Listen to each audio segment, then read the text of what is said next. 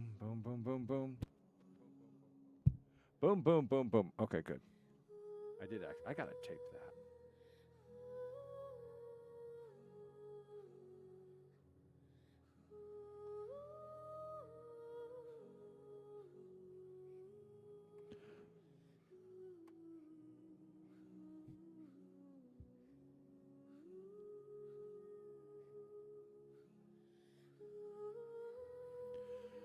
Dun dun dun dun dun dun dun.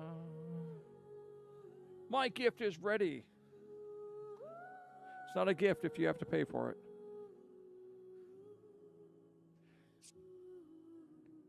That's true.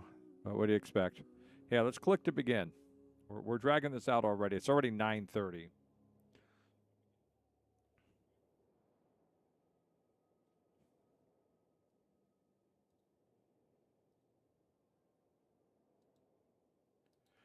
Welcome to the stream. I am NOC. This is NOC's Gaming. We are returning once again to Genshin Impact. We are going to go back to Sumeru. Or is it Sumeru? Or is it Sumeru? It's something. Sumatra. Yeah. Oh, shh. Can't use real world names. It destroys the immersion. But here we are. We're back. We have finished up the Lantern Rite. It's still going on, but we've done it. It is done. We probably have some dailies we have to smack through really quick. I think I was too tired to go through them last night. But maybe not. We'll see. Yeah, last night, Monday night. I ended up playing Grim Dawn, working on my can't remember what it's called. Its name. It's a weird name, but working on that, building that up. I'm coming up to the point where I can do the finally reached level 36, which is the next block of raising things up, going through things, hitting errors, doing pretty well with it actually. I'm doing much better than I did with the other one I did for the stream. I mean, that's a nice one, but this one it does area effects so much better. It does. Yeah, the other character didn't do. What now I need to go look at the names. I don't need to bring up the pages. I'll just go over to the bookmarks. What was it? The old one was the Virulent Dervish, and the new one I'm doing is the Nephrite Spellbinder. Okay, so so far the Nephrite Spellbinder is doing pretty good. So I mean, I'm like, the Nephrite Spellbinder. Its focus is pretty much on doing lots of damage right away. While the Virulent Dervish. Virulent Dervish is more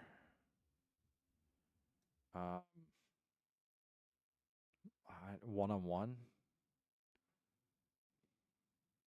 So,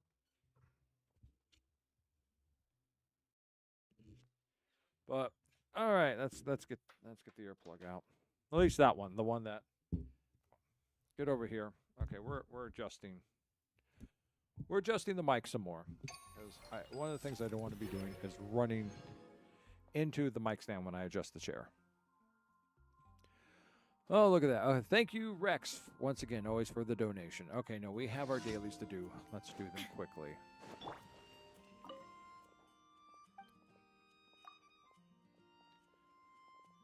My volume turned up there a little bit more.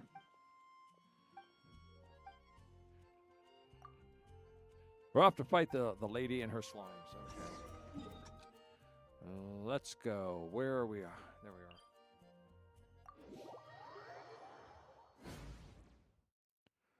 Do this fast, and we'll go back to Sumeru, and we'll get into more trouble.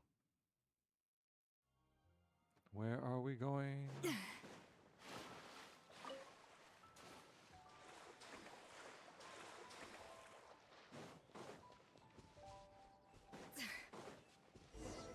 Yeah, we're kind of beat up still from last time, so we'll have to keep an eye on that.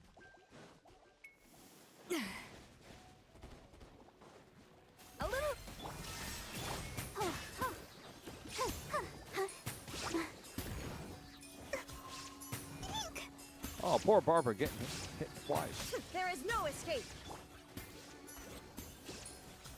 Yeah. Go, Barbara. I think we did it. Yeah. Okay. Just a massive onslaught of lightning, water, and ice. Okay, that's one down. Where are we going to next? What awaits us next? Nothing in here. What's this one? Full speed ahead. Oh, God. We'll save that one for last. Crisis of Shields and okay, we can do that. So we're going to stop here at Windrise and get healed.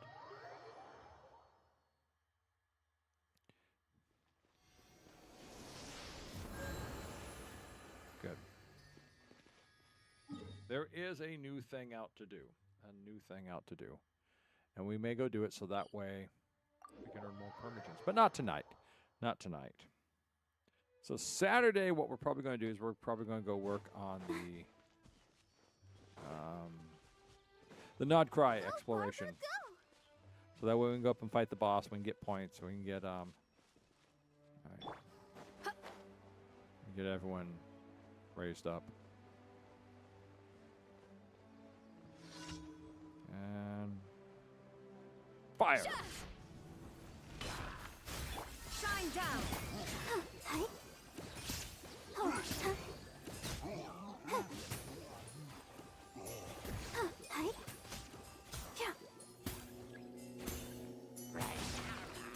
Yes. Go, Barbara, go. Off to the freak. There is no escape.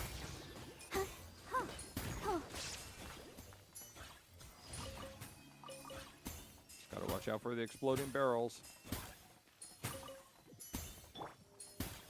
They are everywhere.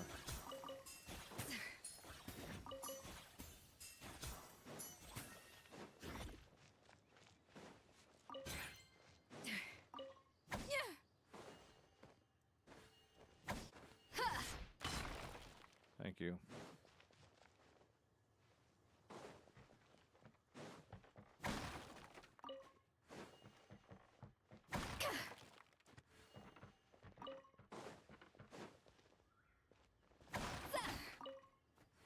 And we're going to leave that one because I'm not even going to get close to it.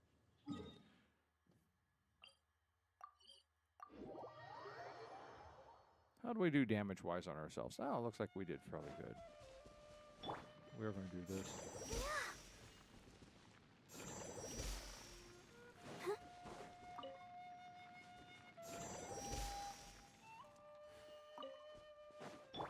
Good. The burning flowers? I don't even know if we use those for anything. Still collect. I mean, there's not even any food that uses them. Oh, I really just about ran out of health there. I mean, endurance. A little illusion shattered. Go.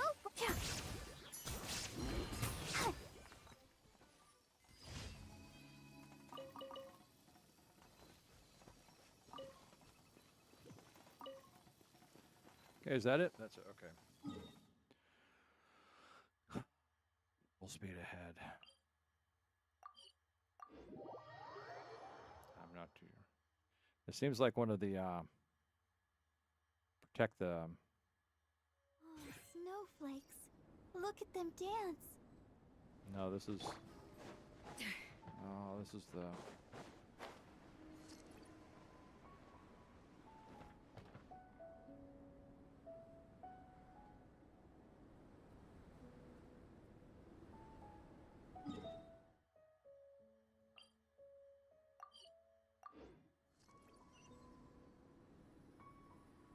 Oh, there it is.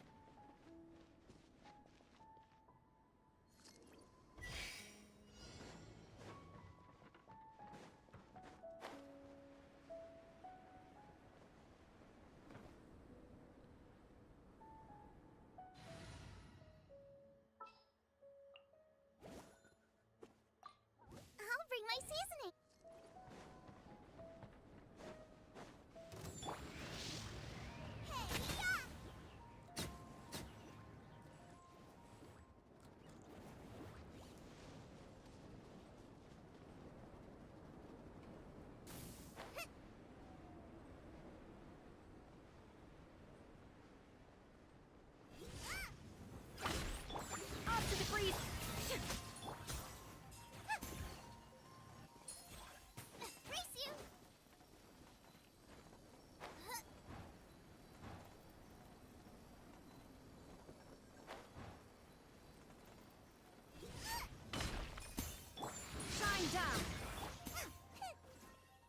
that it? Wow. We took them out really quick. Let's just go. Get them! A dash of...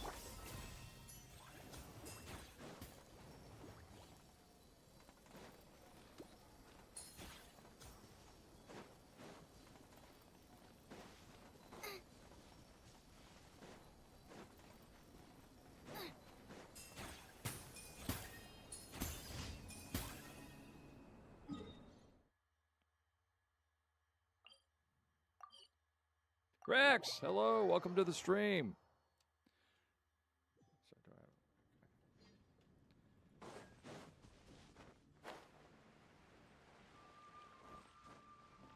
Race you!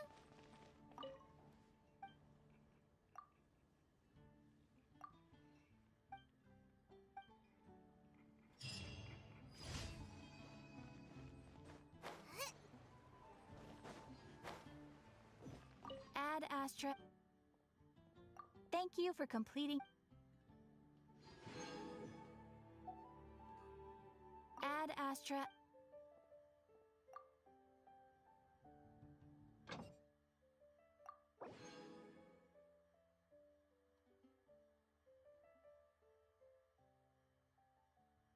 Yep, I'm just going for the money right at 5,000. Oh, that's almost like nothing. That is nothing. It's pennies. It's pennies in the pocket. Pennies. All right.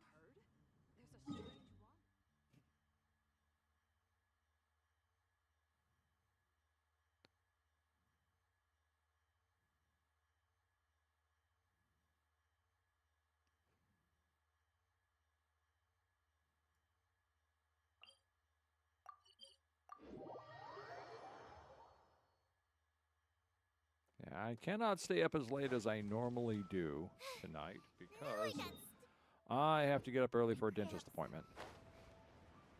So I'm going to try and wrap it up around 2:30 in the morning, which really sucks because this is my day off. Why do I have? But that's the only time that they have it. I mean, this is like the third time we've had to reschedule this appointment. So.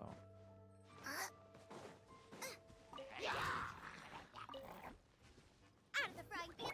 There is no escape. Up to the freezer. Yeah!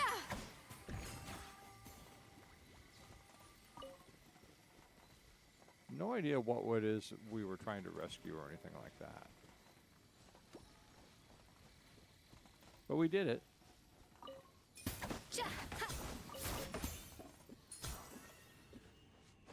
All right.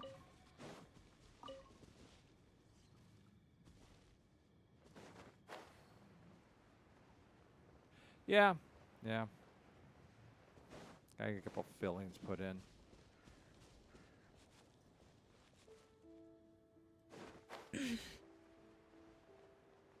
I had to cancel the last one because they didn't allot enough time to do it.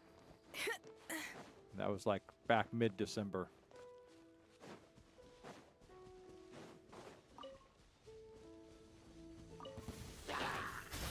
Illusion shattered!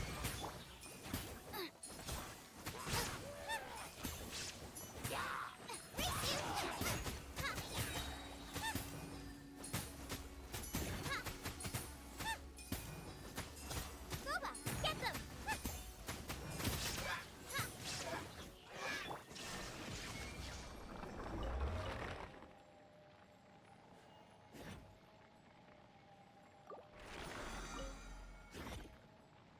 104,000, that's much more like it. Okay.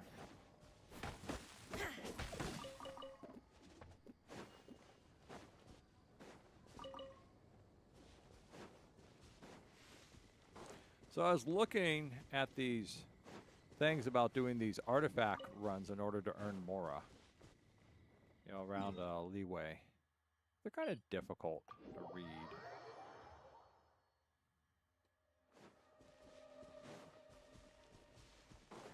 But I might try them. I've got free time.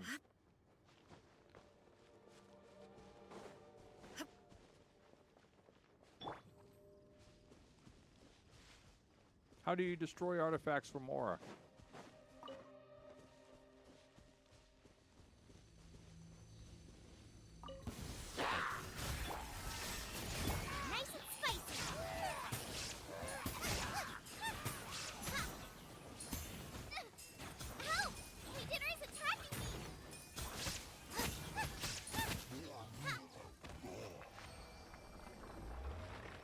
And what, you trash them and they give you Mora?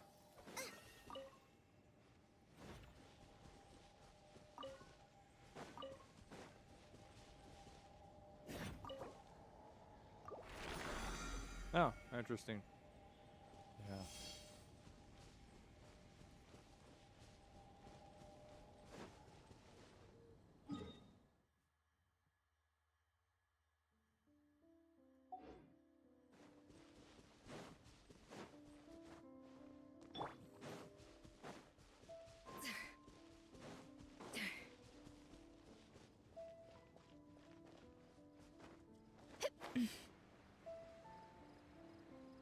Oh.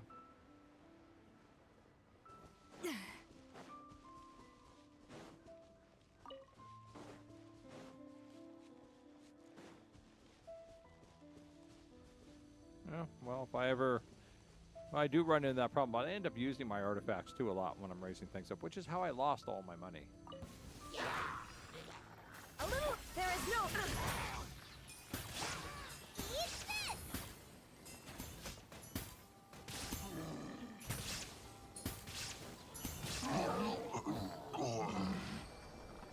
That was pretty.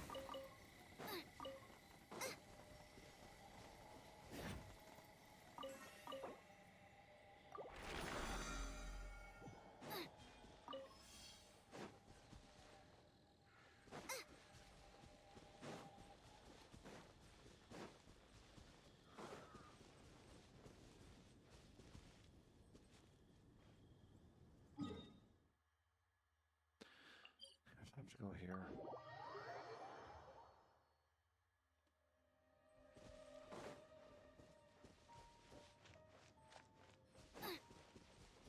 Race you.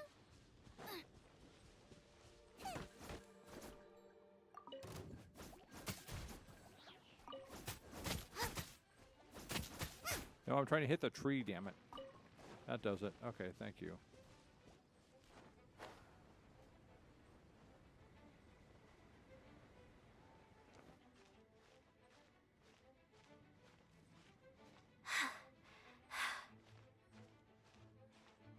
Ah.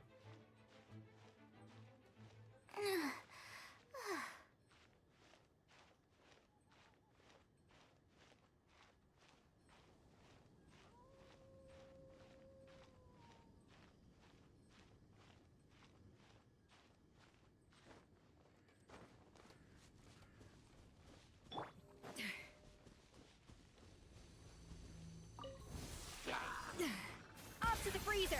Shine down.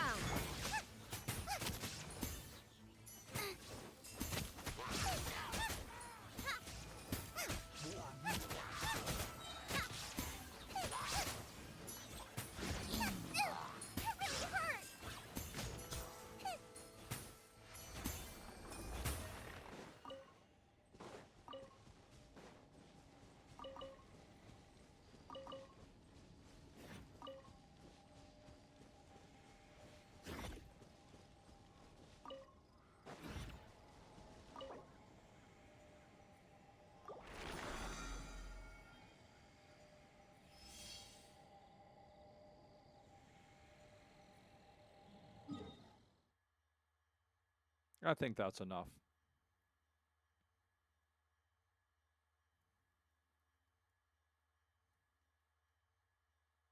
Not too sure where we're at, so we'll just teleport here.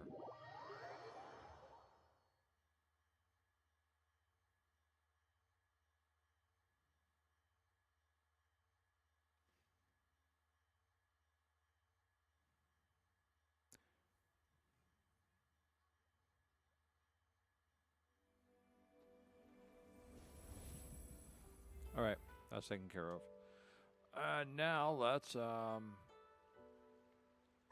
here. Oh, that's right. We were doing that thing, weren't we?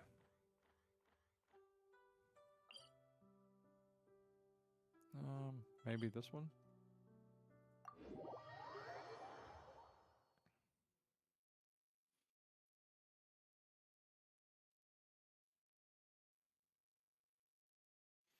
Yeah, I spent my time off kind of doing a little grinding, trying to get stuff for Escoffier and Raiden trying to get their stuff.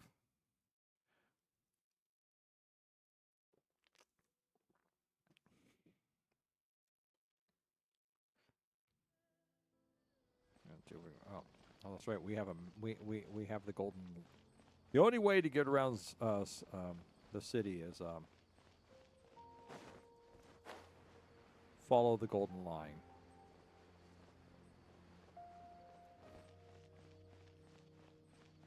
Where'd it go? Oh.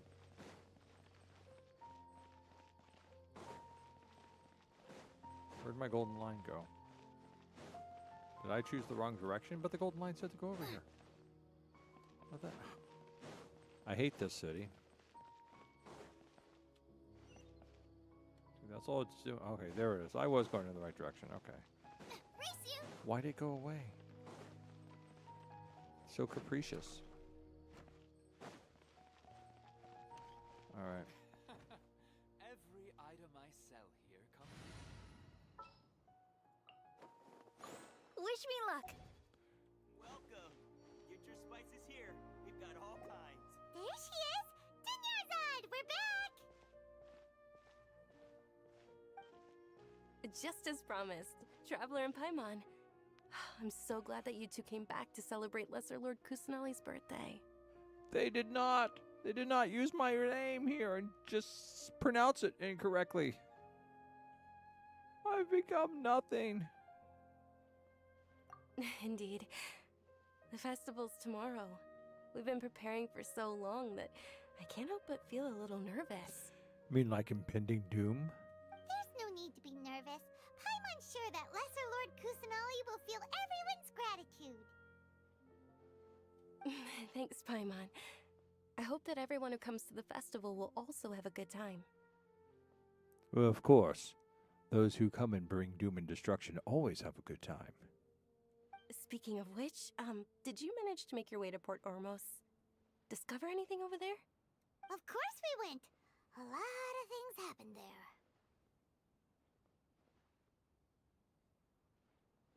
I see. Sounds like you two had another exciting adventure. Well, I wouldn't exactly say exciting. More like an adventure being used as pawns. If there is another chance, I would love to join.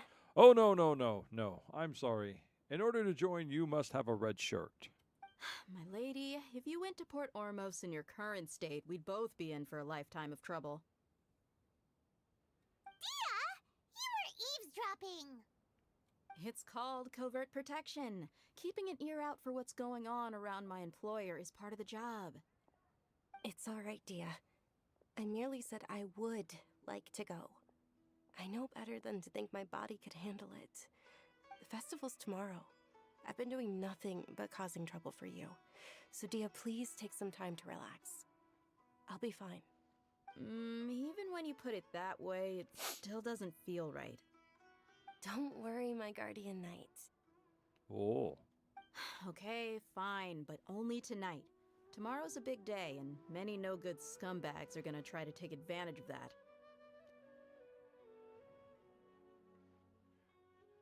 You mean like a certain Lord Summon Bay? Yeah? Oh, you two must be exhausted from your long journey back to the city. My apologies for not realizing this sooner. I've already prepared a room for you to rest. Please follow me. Whoa, you're so thoughtful. Paimon's so ready.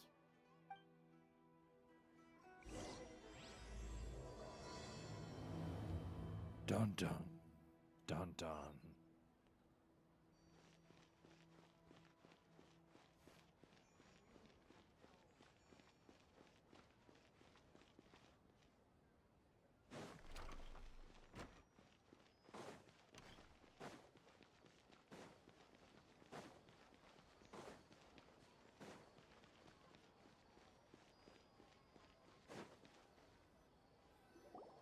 Here we are. It's also fairly close to where I've been staying. It looks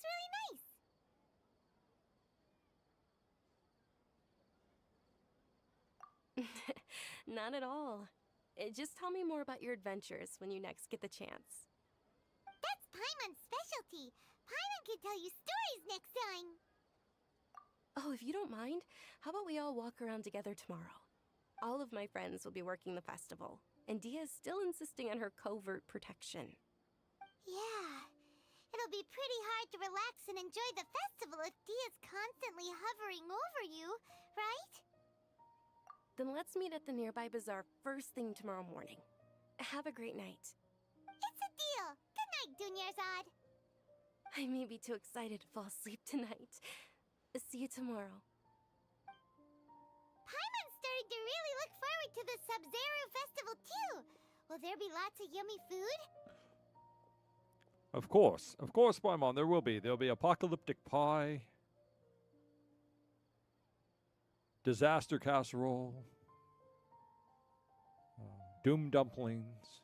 Yes, it'll all be there. Along with some wonderful helpings of misery noodle surprise. And let us not forget the fine dessert of whipped whaling. Oh, no. Thinking about food is just gonna keep Paimon up all night. The earlier we sleep, the better. Let's go inside, traveler.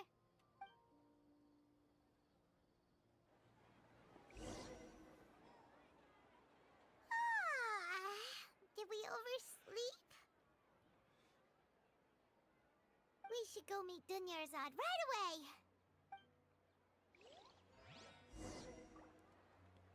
Hey, do we still have that weird thing attached to our face?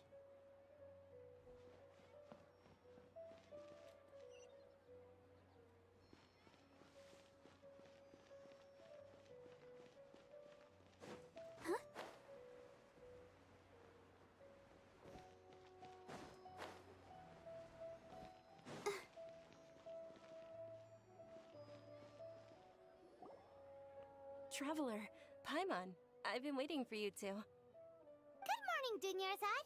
We must have overslept a little bit. Not at all. I arrived early. Today is finally here. I must cherish every moment as if it were gold. You've worked so hard for this day. You gotta enjoy it to the fullest. You know it. It's just that, as expected, I had some trouble falling asleep last night. I'm hoping my body won't be too much of an issue today. Well, shall we? Let's... Many vendors came out of the blue to support the event, and they insisted on covering costs themselves. Let's go give them some business. They paid for everything out of pocket? Oh, sounds like they're not in this just for the Mora. Oh, Paimon, don't be silly. They all It's just a said ruse. that contributing to a lively festival atmosphere is more important than money. Especially since we don't often get to celebrate Lesser Lord Kusanali's birthday. Ooh, they're selling food over... This is a stall offering foods from the Haftmewa feast. Oh, you could tell straight away. I thought most people nowadays wouldn't know. Mushrooms, flowers, and all kind of fruit? It's all vegetarian stuff. Oh, Paimon's a little disappointed. So, what's the Haftmewa feast you mentioned just now? It's another Sub-Zero's festival tradition. People used to set their tables with 7 different foods. Generally speaking, the most common selections were foods like Rukashva mushrooms, Nilopala lotuses, Sumeru roses, Sunsetias, Kapalatas, Hara fruits, and Zaytun peaches. So, the Sub-Zero festival is a vegetarian holiday? What did I tell you, Rex? Doom. Doom. You don't have to be a vegetarian to enjoy the spread. We just use the 7 foods to symbolize the 7 virtues of the Dendro Archon. Wait, but if that's the case, if Sumeru uses vegetarian food to represent the Dendro Archon... You know, there's a good reason to say, ew, vegan, because I just once again watched Scott Pilgrim versus the World. And Todd was a vegan. Mind you, Todd had incredible powers from being a vegan. But he was a true vegan. Psychic powers and all. He even went to Vegan Academy. But he was also an airhead, and he didn't realize that chicken wasn't vegan.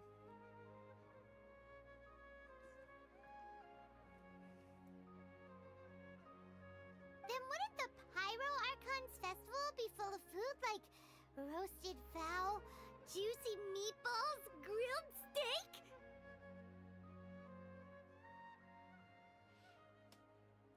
Oh, Traveler, we have to go to Natlan as soon as possible. Nope. We got another nation between here and Natlan. Sorry. I hope your wish comes true one day, Paimon. No. He had much more. He could like. Have you ever seen Scott Pilgrim versus the World? Anyhow, great psychic powers. He could read minds. He could levitate. Levitate people, crush them, and he was a hell of a bassist. Unfortunately, he broke vegan law and had his powers stripped from him.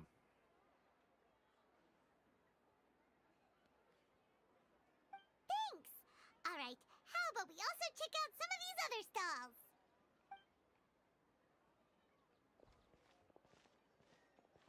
Dear customers, would you like to try your hand at alchemical divination? What's alchemical divination? Those two things sound like they'd be fun to try together. Right? I thought the same when I first heard about it. It is said to be a mysterious craft invented by none other than Lesser Lord Kusanali herself. Really? What am I currently thinking, Rex? So, how does it work? It's quite simple.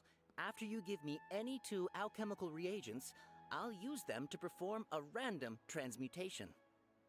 Sure sounds random. So random that it will probably fail. That is precisely what we need. After the transmutation fails, your one and only diviner here will interpret the remnants. Oh, like looking through the entrails of a slaughtered animal. Or reading the spent tea leaves after a cup of tea. Well, according to Lesser Lord Kusanali, everything is interconnected, and all that occurs can be traced back to fate. You could say this is a pearl of old wisdom. Why does everything sound so much more credible when Dunyarzad says it? Are you guys working together? So that's the true wisdom behind it. This young lady sure knows her stuff. So, how about it? Want to give it a try? What should we sacrifice here? What are these? Those are amethyst lumps? No, iron chunk. We could sacrifice some iron chunk. I need those, so I'm not going to sacrifice that. Here, we'll submit one of these. And, oh wait, we can go over here. And we'll submit one of those. That's the only other thing I have here. Okay, yeah, so let's do that. Okay, one moment. It's the moon. That seems to be coming up quite a lot for us. Paimon wants to take a look too. Is it? It looks more like a pie that Paimon bit into. Generally speaking, the moon signifies... It means... Wait a moment. Is he really looking it up in a book? Oh, I remember now. It means illusions and lies. Illusions and lies? That sounds rather ominous. Doom! Doom, doom, doom, doom, doom. Ah. Doom, da, doom, da, doom. This sounds like a time for Operation Mega Doom 3. Yes, but this book says that if you trust your intuition and overcome your fears, the sun will surely rise. He's not even trying to hide his book anymore. Naturally, fate will only ever show you the beginning of a journey. It is up to you to forge your own ending. Oh, thank you so much. I'll keep that in mind. Oh, it's nothing. I'm just learning as I go. Guess that was still pretty interesting. Okay, on to the next stall. They say the Sub-Zerus festival was very lively a long, long time ago.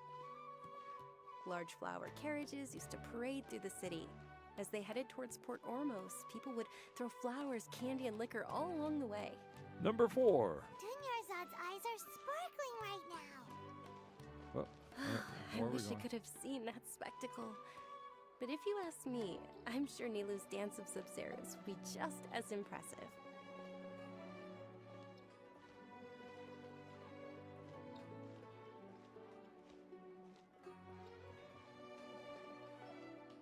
Almost as if you've been there, time traveler. Attention!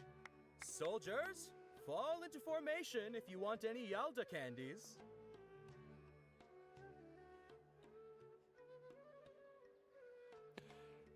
Isn't that so kind, Rex? This man has offered his face as a resting place for that strange caterpillar.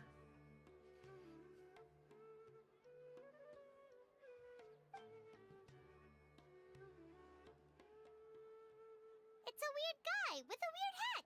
And a weird mustache. Hey, it's Dunyarzad! Wow! No, she's Dunyarzad. That's not Dunyarzad over there. Miss Dunyarzad, the children love you even more than the Yalda candies. In the few short days it took to prepare for the Sub-Zerus festival, the children have all grown very fond of you. The Hallowed Knight of Flowers. It's an honor that you know my name. Attention! In the name of Ferris, the Knight of Flowers, I commend you on your contributions to the glorious Sub-Zerus festival. All right, little soldiers, take your Yalda candies and don't forget your loyalty to Lesser Lord Kusanali. Dismissed! Yes, Knight Ferris! Just what is going on here? Ferris, the Knight of Flowers, is another Sub-Zerus festival icon, and one immensely popular with children. In the past, the actor portraying Ferris would also sit on a flower carriage. It's all thanks to Miss Dunyarzad's sponsorship that the children can make such wonderful memories today. As are we to you, Vihar. Oh, not at all. Oh, speaking of tradition, do you want some Yalda candies? They're a festival staple, and I happen to have some boxes readied here. Take a look and pick whichever one you want. Whichever one? Don't these boxes all look the same? That is the fun part. Each box contains a random flavor. It's up to the luck of the draw. Flavors include lavender melon, hara fruit, sunsetia. Ooh, those all sound That's pretty 4. good. What's number 5? And there's also lizard tail and oni kabuto. Wait a minute, that's 6. Huh? What's up with those two flavors?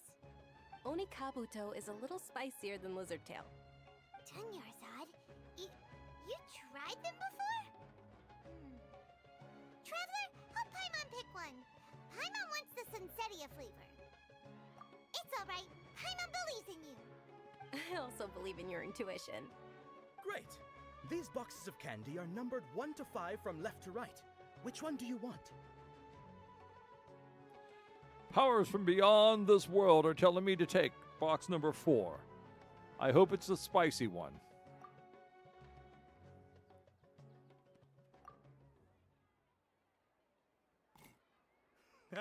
Excellent work. That is indeed Sunsetia. Damn it, that's what Paimon wanted. Paimon bet you survived so many epic battles because you had incredible luck, and Paimon was right. Actually, powers from outside this world told me to pick number 4. They said to me, "NOC, O traveler, pick number 4, or we will toilet paper your house tonight." Ha ha ha ha ha. Attention! Here's your Sunsetia flavored candy.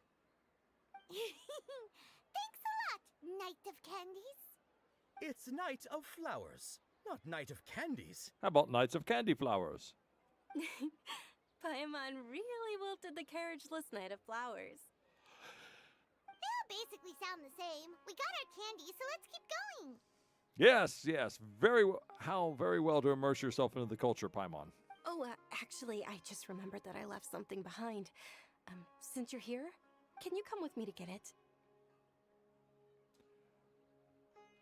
Sure thing. Dunyarzad, you probably forgot because you're so excited about the Sub-Zero's festival. How embarrassing. You know, whenever she said the Sub-Zero, the Sub-Zero's festival, I always hear Sub-Zero. And then after that, I keep waiting to hear this distant, echoey voice going, "Get over here!" Actually, I think no, that's not Sub-Zero. That's oh God.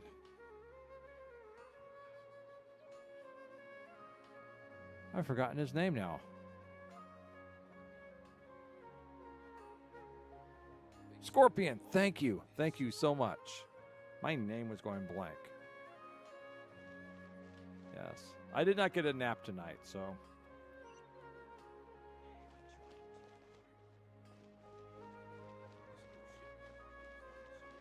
Yeah, a lot of people didn't like it, but I liked the first Mortal Kombat movie. I thought it was good. The second one, I just really wanted to get my money back from watching it. It was so terrible. And then the remakes. I watched the remake finally. That came, is on streaming. I watched it. I said, "Oh, this is worse." We're too late. Who knew the little lady was such an early riser? I know, right? Hey, wait a minute. Boss, isn't that her? Oh, that most certainly is. We're in luck. She's walking right into our clutches. Our clutches! Hey! Battis.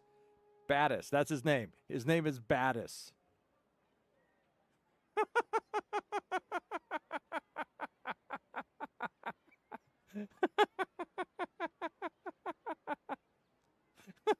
Oh, jeez. Battis has his partner named Lachius.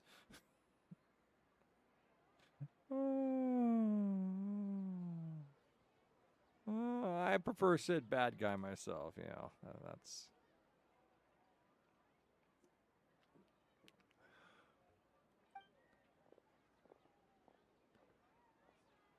Those Eremites don't look like they're up to any good. I am Battis, Battis of the Battis.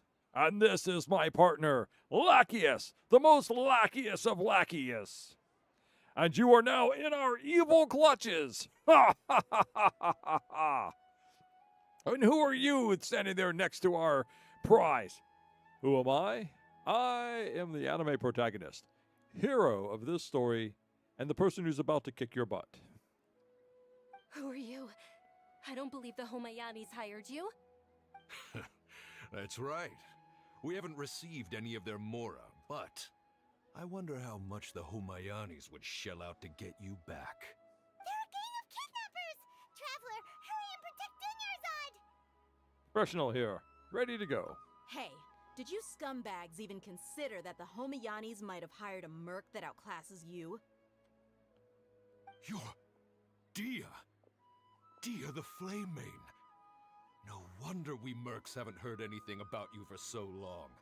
You sold your unruly mane to the highest bidder. That's the way mercenarism usually works, yes. You know, what, is she supposed to live on scraps like the rest of you? Don't speak so disrespectfully. My family started working with her as gratitude for her past kindness to us. Don't worry about it, my lady. Just some friendly banter between mercs. One punch and those rabid dogs will expose themselves for what they really are. Wait, you mean they're really not Battis and Lachius? Wait, if she punches them and they crack open, what could be inside? Are they special fruit candies inside? Is that it? Are they piñatas? That's what they are. They're Paimon, they're piñatas. Well, she'll punch them, they'll crack open and be filled with all sorts of delicious candy and toys. Aren't your claws all dull by now? Don't get too cocky. Look, it's Battis, Lachius, and Hinchius 1, Hinchius 2, and Hinchius 3. Traveler, take Miss Dunyarzad to a safe location. Are you sure you just wouldn't want me to exercise my absolute anime protagonist powers and wipe the floor with them? No, we're gonna stay and help. There's too many of them.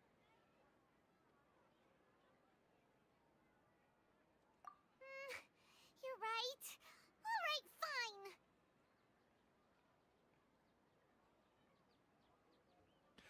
There are no felonies in Genshin Impact. Please be careful, Dia. Don't waste your time worrying about me. This is my job. Look out for yourself. After I've wiped the floor with them, I'll go find you all. It's all right. I guess this is where we get to play her. What am I supposed to be doing? All right, I guess she's not with us. Escape! Run away! Run away! Run away! Run away!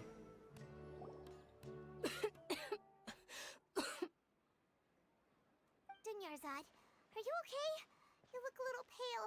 Are you in shock? I'm fine. My body always reacts like this whenever I exert myself too much. You sure you're okay? I'll be fine after some rest. I'm more worried about Dia. After all, none of this would have happened if I hadn't insisted on coming out today. Yeah, don't worry.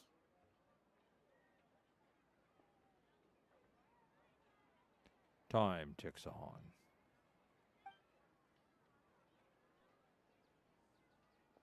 My lady, traveler, found ya. Dia! You took care of them so fast! That seemed like one of those time has moved along cutscenes, but Any more of them? Or rather, did anyone follow you? Dia, your arm. Oh, this? I'm fine. It's just a scratch. Normally, they wouldn't have been able to land a hit on me at all, but I'm still getting used to this new greatsword. Please, let me take a closer look. Come on, it's nothing. Us mercs aren't as fragile as you think. Hold on, you said something about a new greatsword. What happened to the one you were using before? well, I stuck it into one of the mercs, and then another one just happened to have one, and so I took it from him and then I chopped his head off with it.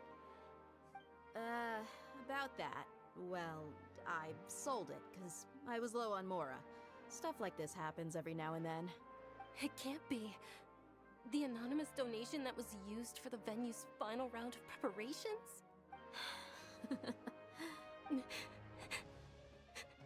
Hey, Miss Dunyarzad, I wasn't trying to make you cry, and I'm not gonna lose my commission because I made my employer cry, am I? Okay, making your employer cry won't affect your commission, but selling your weapon without permission and getting hurt? I'll have to reevaluate your performance. You're so unreasonable, my lady. Thank you very much, Dia. Don't be like that. I get embarrassed really easily. Oh, great, you made her cough now. That's another point down, Dia. Are you feeling unwell again, Dunyarzad? My lady, your condition. Traveler, can you take her somewhere to rest? I'll look around the area to make sure we're safe from an ambush. Truly, I'm sorry for the trouble, everyone. No, no, no, you're a plot point. You're perfectly fine. We like plot points. Now where am I going?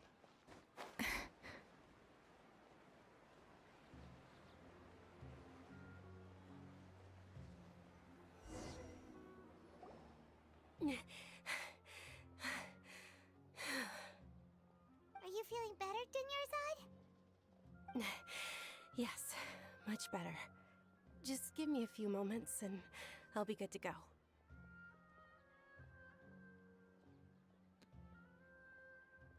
I didn't realize you were concerned about it. I guess I shouldn't continue to keep it a secret. I was actually born with Elazar. It's terminal now. Elazar? Can't believe it's Elazar. Oh, you've already heard of Elazar. In that case, you probably know about its severity. Sumeru's current medical advancements still haven't been able to find a cure. The disease's progression can only be delayed through environmental therapy. We must find a source. Is there a mysterious doctor around? Dunyarzad. There's no need to be sad. I've always lived with Elazar and I came to terms with it a long time ago. Compared to the simple fact that I'm afflicted with this, it its effects on my life have been much more painful. I know that my family loves me dearly. They've done all they can to provide the best environment for me so that I can live for that much longer. However, I know I will one day succumb to this. Did you know? Before I ran away from home this time, the world outside of my home didn't even know that I existed. Since I was a child, all I could do was sit on my bed and stare at everything outside of my window. Friendship? Well, where's T. Gardner at? She is the greatest source of friendship in the world. And she's a klepto. I'm sure my family's worried and disappointed in me for running away, but I just didn't want to have any regrets. I wanted to meet other people. To me, there's nothing more beautiful than being able to meet and speak with others. Well, you did have a chance to speak with some other people. Baddis, for instance. But you ran away from them.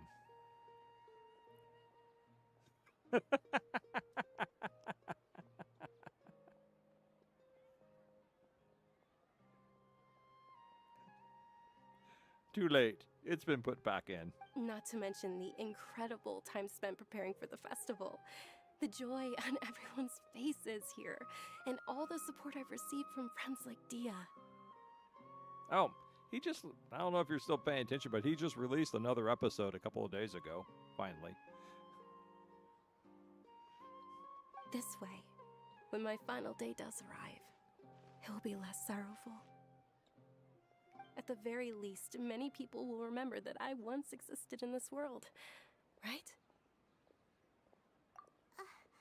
As long as you don't forget Paimon, Paimon also won't forget about you. Thank you two so much. I apologize for the depressing conversation.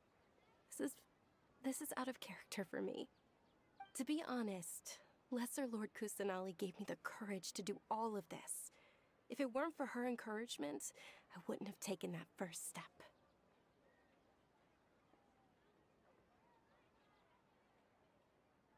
Thanks. There will always be frustrations in life, but I know that the point of living is not to leave behind any regrets. Oh, right. Isn't it almost time? Huh? Almost time for what? Isn't the Dance of Sub-Zeros about to begin? It's the part of the festival that I've been looking forward to the most. Nilu will recreate that legendary scene with her most splendid dancing. And the Sub-Zeros festival will conclude amid everyone's applause and blessings. And with that, my wish will also... Then what are we waiting for? Let's go to the stage! Yeah, we should still make it in time.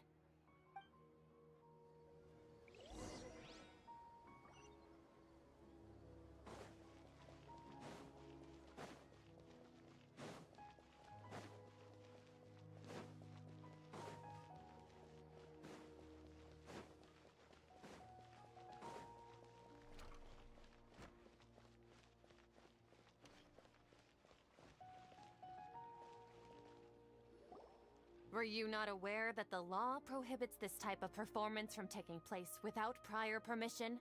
The party poopers are here. You can tell. He's bad. He's wearing a monocle. Over there! Someone's yelling at Nilu! I think I just saw the Academia's Grand Sage. Why is he here in person? But the Dance of Sub-Zeros is one of the key parts of the Sub-Zeros festival. If we can't perform it... The Sub-Zeros Festival. The law also prohibits the private hosting of large-scale religious festivals. Only the Academia can host such an event.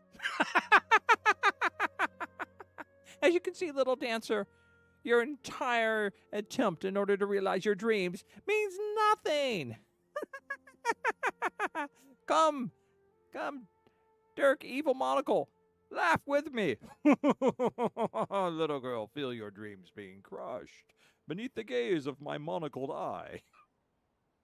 If you continue to resist, we will have to order an investigation into every single event organizer. And you know, our investigations can be very, very deep. The Grand Sage has already granted you much leniency. I advise that you exercise tact. I'll show you tact. As I launch my rocket-powered fist. How did things turn out like this? The Academia was originally responsible for the Sub-Zero's festival, but they failed this responsibility for many years. I need to speak with them. This is a hard pill to swallow, but you're right. Things would only get worse. Art, dance. Aren't you ashamed of pursuing such frivolous and meaningless activities in this land of knowledge and reason? Yes. Soon the Great Awakening will come and we'll all be transformed into Cybermen.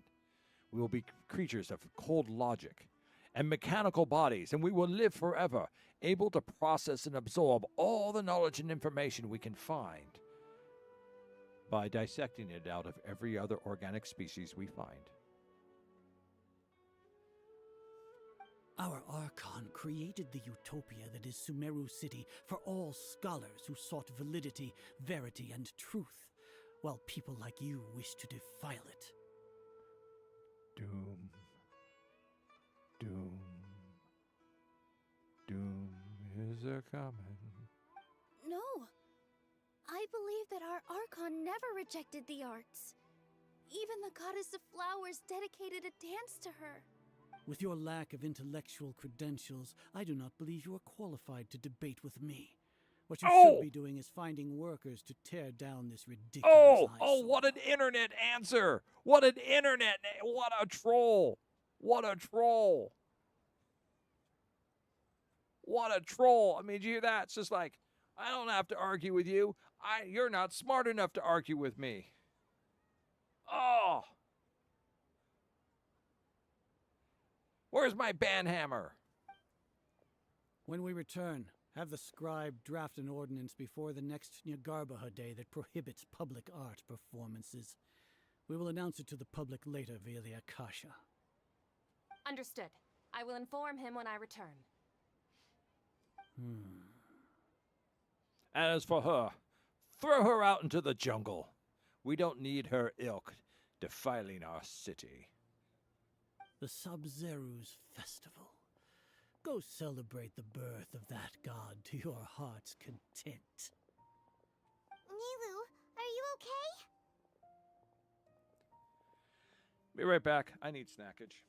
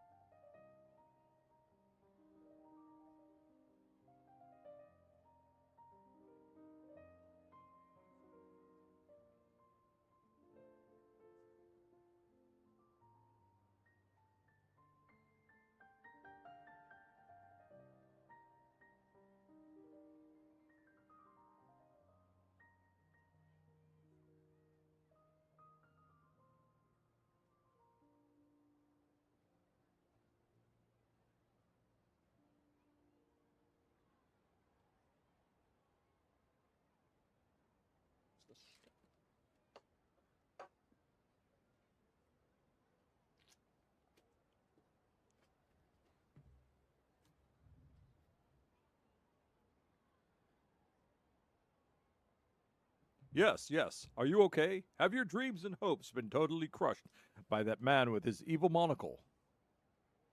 Please, do tell. The Akasha wants to know. Oh, Dunyarzad. You all saw that just now? The Grand Sage ordered us to stop the performance. Well, stop the performance, and then start a new one. Trust me, it works all the time. It's better to beg forgiveness than ask permission. Ha ha ha ha.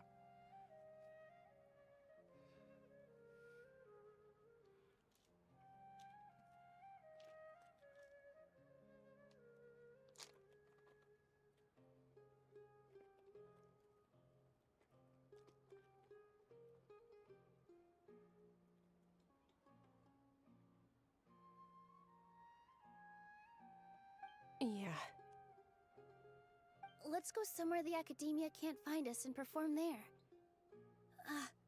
But how do we let everyone know? And what about the atmosphere and the stage? Or we could get people to block them off so they can't interrupt the performance. No. They just threatened to investigate the organizers. If we were caught... Nilu, it's all right. Don't worry about it. But you've been looking forward to the Dance of Sub-Zero so much. And I know how important this festival is to you. I don't want you to have any regrets. It's okay. Seeing you care this much about my feelings is more than enough.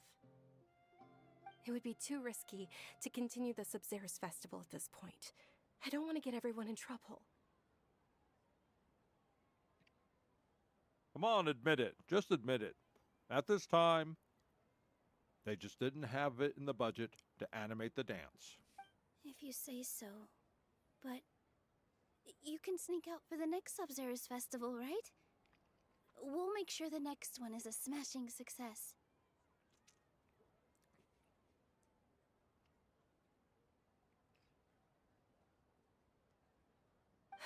The next one.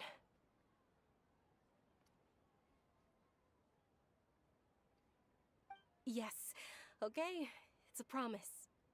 It will be a smashing success.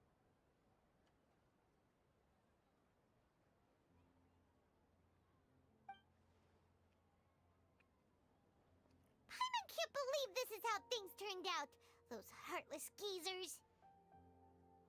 It really is okay. There's nothing we can do about it. Look, I defeated a dragon that was infested with abyssal control powers. I've traveled through a land of really tall mountains,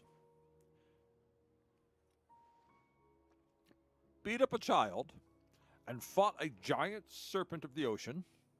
I've traveled to a land piercing electrical storms just to have my butt handed to me once by an Archon herself, or her puppet, only to come back and do it again and save the entire land. Trust me, I can do something about this. Mind you, Sumeru might not be standing once I'm done, but you can have your festival. Still, I'd be lying if I said I had no regrets. I would have loved to see Milu's dance.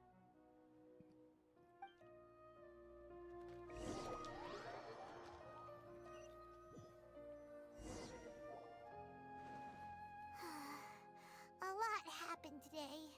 It's a shame the festival ended the way it did.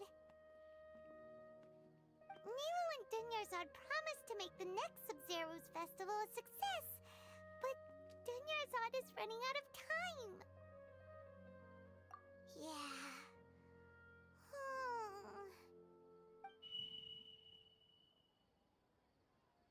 All connections have been secured to construct the most stable framework possible.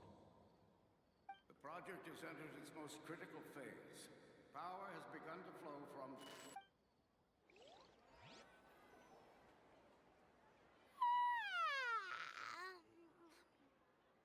Oh, we're gonna be late! It's all because you wouldn't get out of bed! Oh, I knew it! I knew it. Never, ever, ever connect anything to your brain. We should go meet Dunyarzad right away!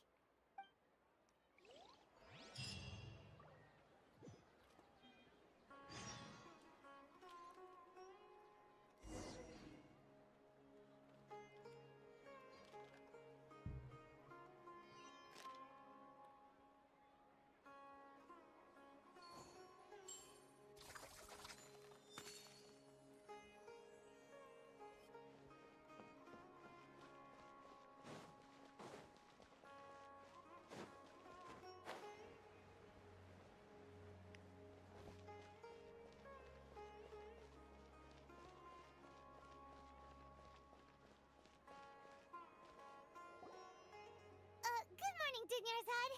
Sorry we're late. Not at all. I arrived early. You seem kinda tired. Did you not get enough sleep? I'm doing well. There's no need to worry. Shall we go? Let's start with the stalls over there. Sure! Traveler? Why are you just standing there? Let's get going!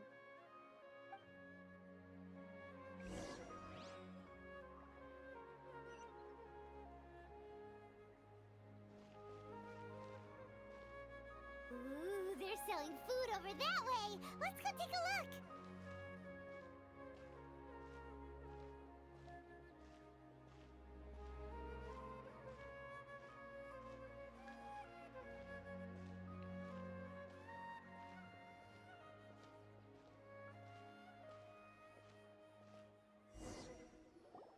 This is a stall offering foods from the Haftmewa feast.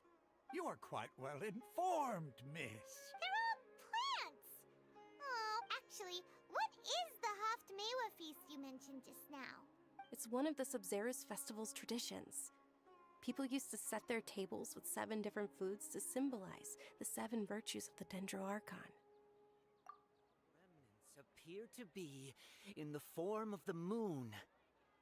Really? Paimon thought it looked like some kind of food. The moon signifies... It's escaping me for now. Is he really looking it up in a book? Oh, right. It means illusions and lies.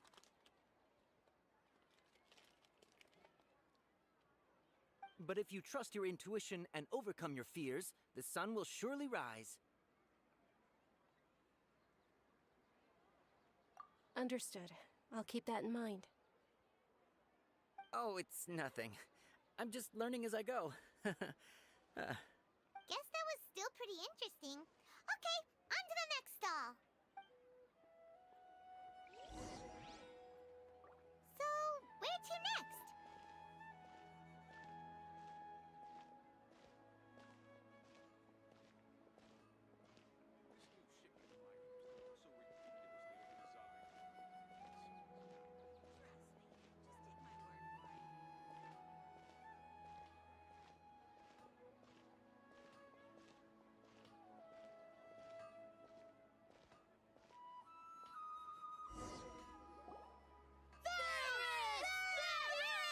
All right, soldiers. Now that you have your Yalda candies, don't forget your loyalty to Lesser Lord Kusanali. Yes, Knight Varus!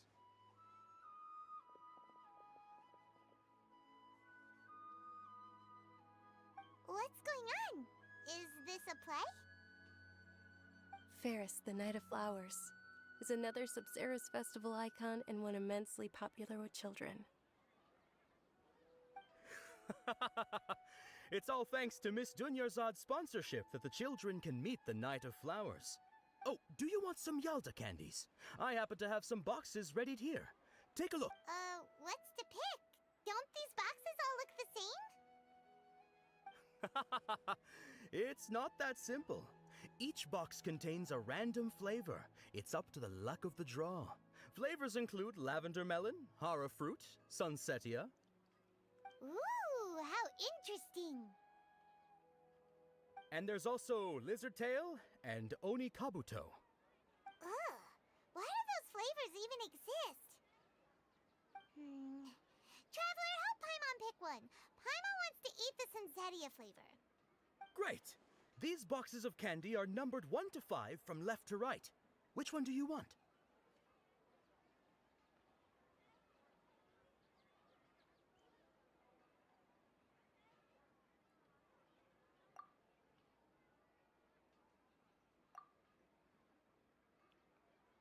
Ah, excellently chosen. Number 4 is indeed Sunsetia.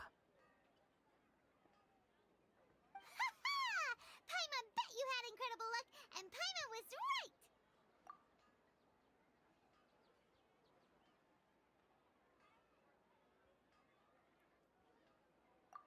Huh? How's that possible? It's obviously random. Maybe we didn't sleep very well last night. Or maybe we slept too much.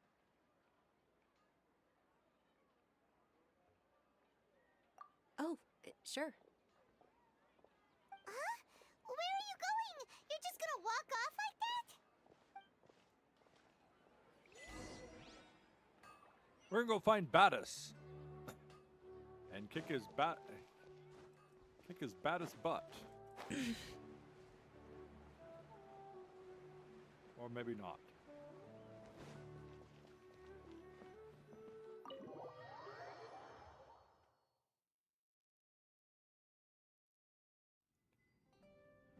A feeling of deja vu? Oh, Paimon knows what that is. It's when you feel like you've already experienced whatever is going on. In that case, Paimon also felt something like that today. But that's just our brains playing tricks on us, isn't it? So, why'd you run here in such a hurry? So that's it! You're intentionally doing things you usually wouldn't and seeing if you still get that same feeling of deja vu.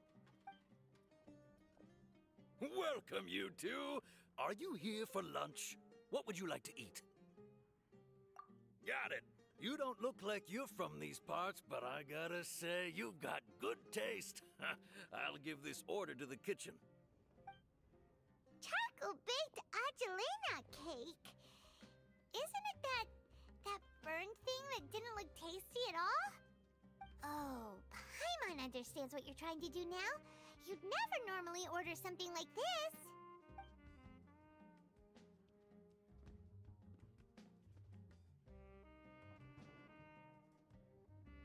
That thing? Are you really gonna eat it? Isn't this going a bit too far?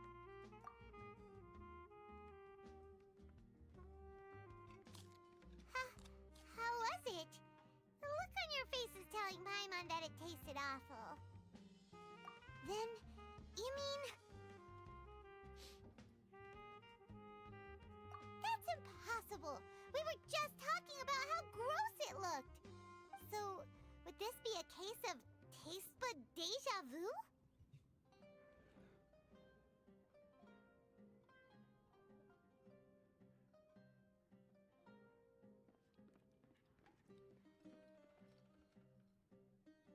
Paimon also gets the impression that we've been here many times, even though we aren't regulars. How about we go out again and try something else?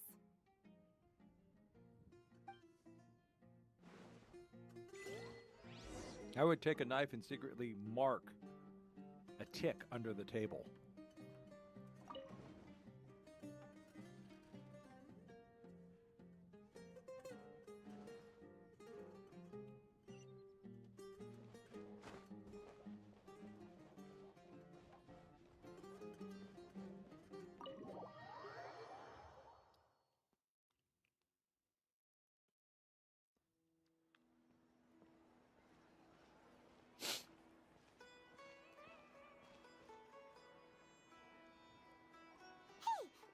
Is sitting by yourself on that bench over there.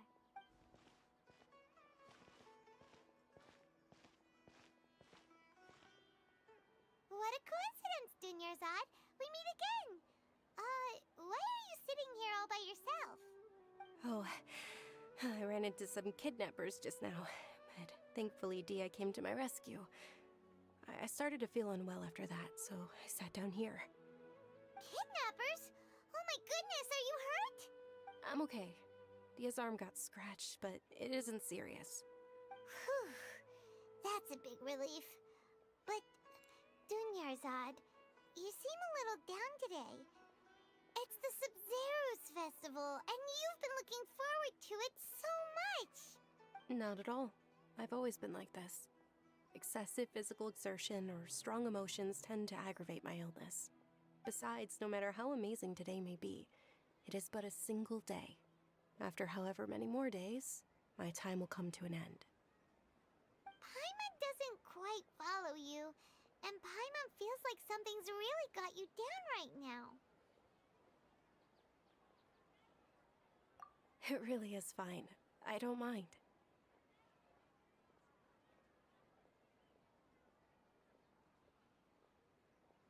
Huh? Did something happen? Dunyarzad, have you ever felt deja vu?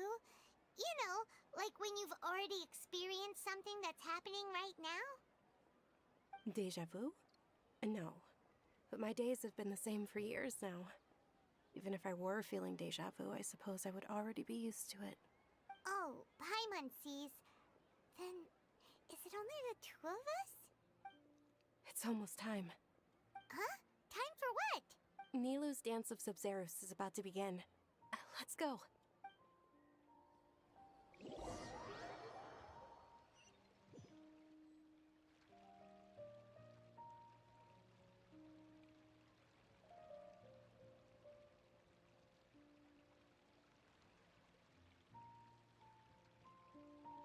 With your lack of intellectual credentials, I do not believe you are qualified to debate with me. What you should be doing is finding workers to tear down this ridiculous eyesore.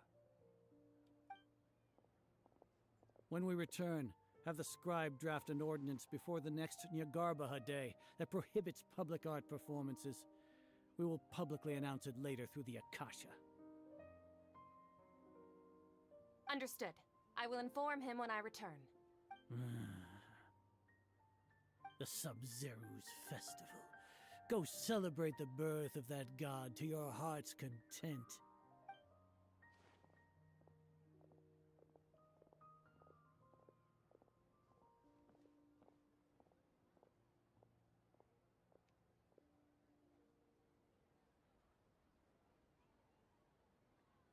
Nilou? Oh, Dunyarzad. The Grand Sage ordered us to stop the performance. It's okay. There's nothing we can do about it. But you've been really looking forward to this. I don't want you to have any regrets. It truly is unfortunate, but I don't want to cause trouble for anyone. Didn't the Grand Sage say that he might investigate the organizers? True, but... well, okay. I'll just have to try again next year. The next festival. I probably won't be around by then. Wait, what did you just say? No, nothing. I'll be heading back to rest. Thank you for your help, everyone. Paimon can't believe what those heartless geezers did!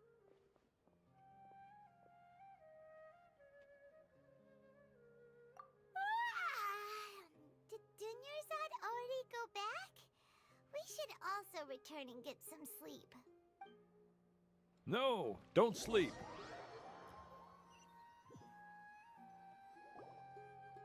So, in the end, you still couldn't figure out what that deja vu feeling was all about? Maybe it really was because of exhaustion.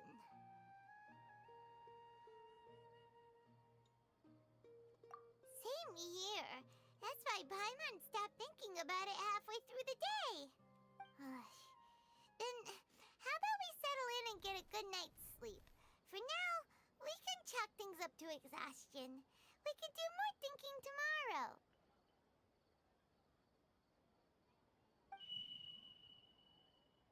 Observing a modest drop in the output of Jnana energy, but values still remain within normal parameters. Continue to monitor for variances in the data and find the cause as soon as possible.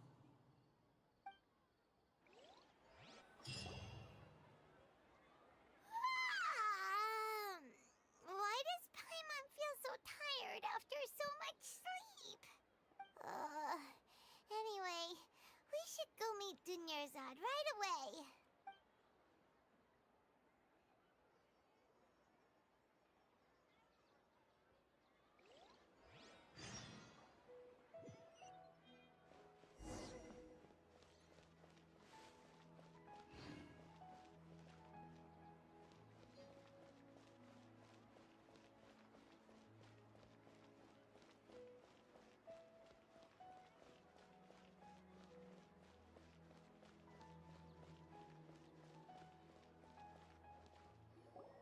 Good morning, Dunyarzad.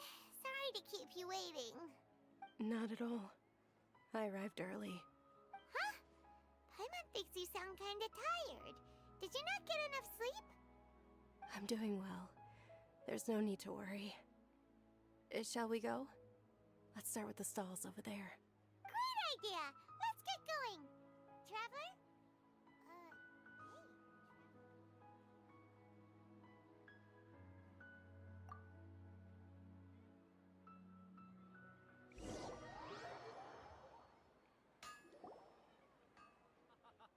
It's all thanks to Miss Dunyarzad's sponsorship that the children can enjoy the Sub-Zero's festival.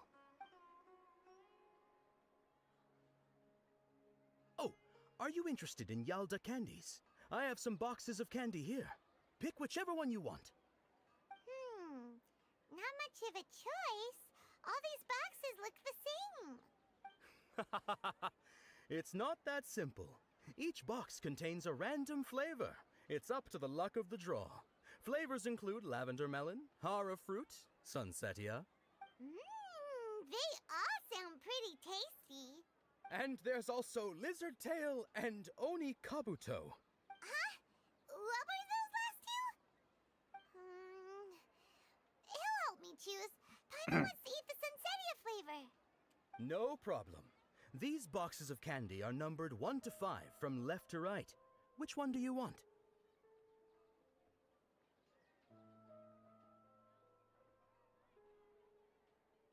Rex, think I should take number 4? Oh, I like your confidence. No hesitation at all. Oh, congratulations! Number 4 is indeed Sunsetia.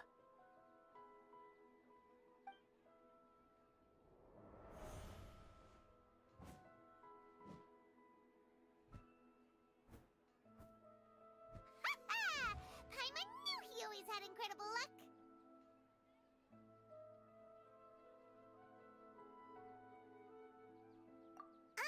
Paimon's not really interested in the other flavors.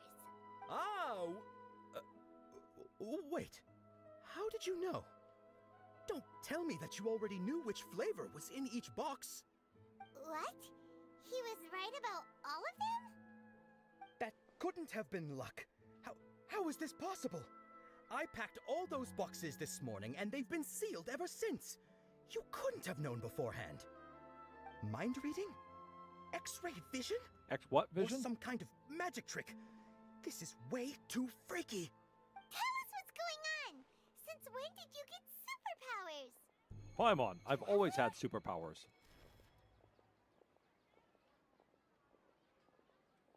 Hey, where are you going? What's going on? Did you see something? Us leaving Dunyarzad without letting her know is kinda rude, you know.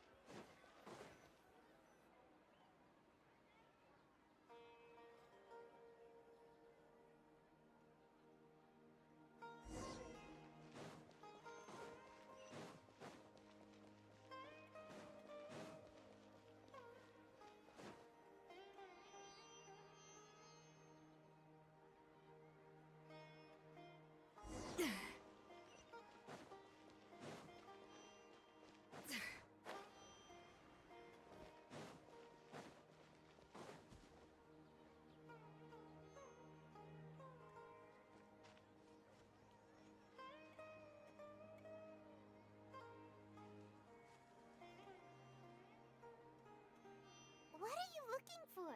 Why did we come here?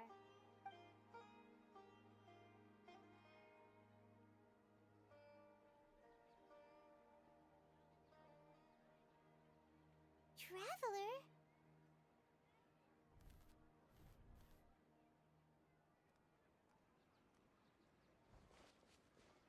That's...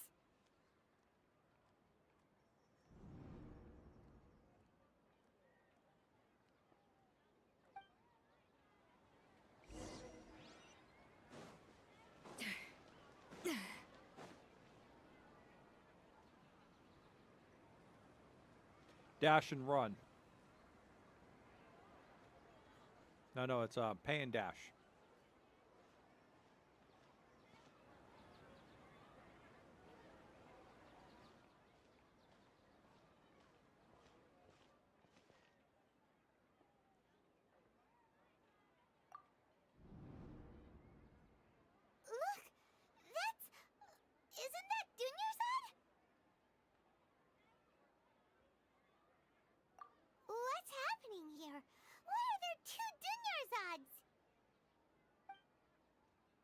already know that this isn't your first Sub-Zero's festival, don't you? I'm sure you already know how to use this. A knowledge capsule? Where did you get it? What's inside? You should use it too, Paimon. You know Paimon? Well, this seems kinda sketchy, but Paimon feels like this is what we should do. Dine and dash. That's what it is. It's dine and dash. What the?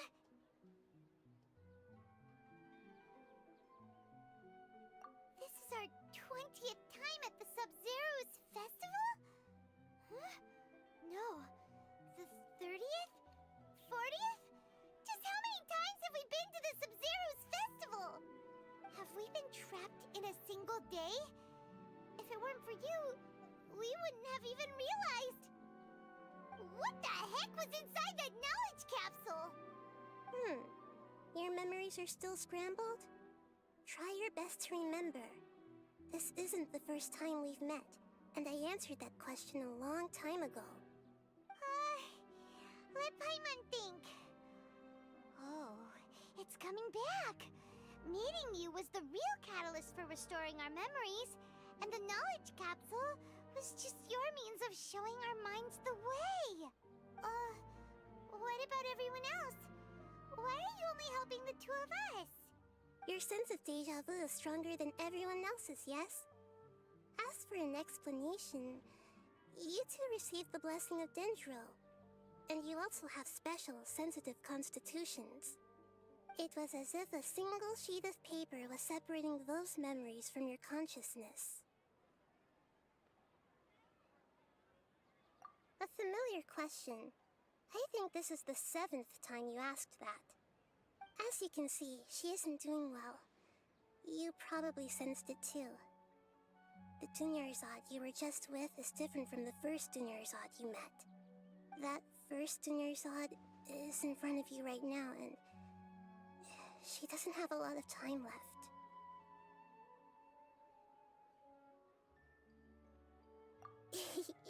Looks like you're almost done sorting out your brain. Oh yeah, I'm Nahida. Good, you passed the test. What's happening? You can awaken our memories, and you seem like you know what's going on. Oh, wait, please don't tell Paimon even you don't know. Everything in this world runs in a loop. This cycle is called a samsara. You, me, and everyone else are all stuck inside a one-day samsara. As for the truth, that's on you to find out. If you were told the truth instead of discovering it yourselves, it would literally blow your minds. I don't know how you'd be after that. I can only give you surface-level help, like bits of information and subtle hints. For the rest of the time, I'll be doing all I can to slow down Dunyarzad's illness. She looks like she isn't doing well at all. Her illness gets worse after each Sub-Zero's festival. If we can break out of the samsara, I might be able to save her. But as things are right now, she's just a small bird in the sky that's about to lose its last feathers. All I can do is raise a gale to delay her fall. You sure love to use weird analogies. Analogies are wonderful tools. They let you use existing knowledge to understand unfamiliar things. Okay, so, with what you know so far, what do you think the truth is? It's all virtual reality.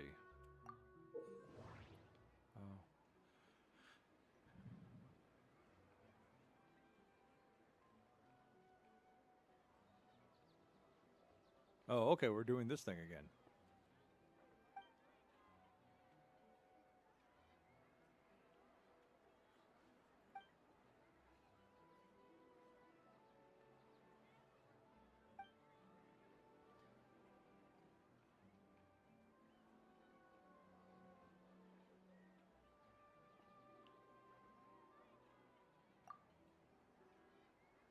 My mind feels exhausted, even though I haven't done too much thinking. What is going on?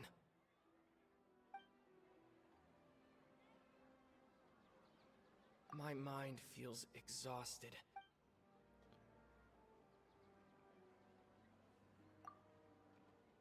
The moon, illusions, and lies. What do they all mean?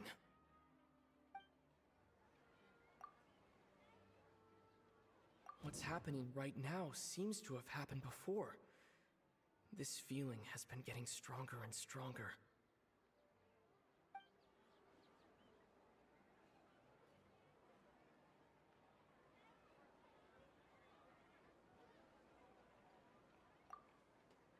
We've already experienced the Sub-Zeru's festival many times, and the day of the festival seems to be in a perpetual samsara.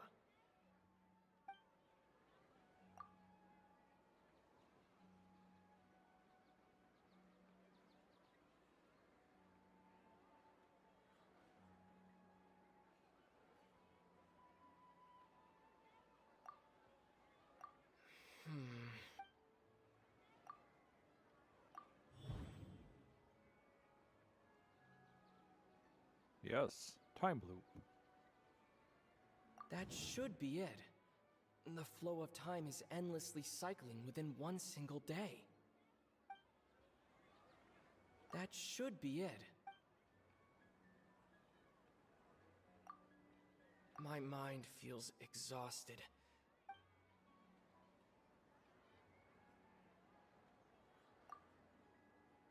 The moon, illusions, and light. We've already experienced the Sub-Zeru's festival many times, and the day of the festival seems to be in a perpetual samsara. The Grand Sage said, "Go celebrate the birth of that god to your heart's content." Did he mean something more?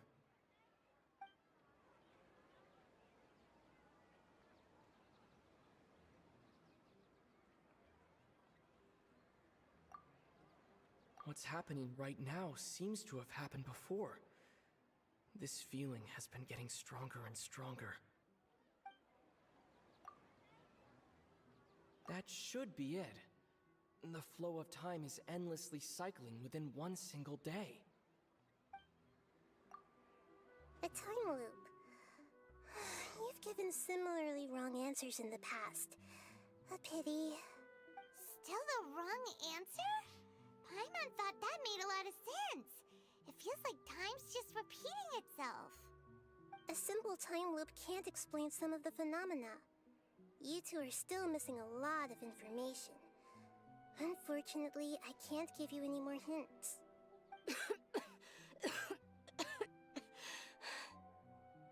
Dunyarzad! The Sub-Zeru's festival is happening every day, but that doesn't mean we can waste an infinite amount of them. Hurry and find the truth before today's festival ends.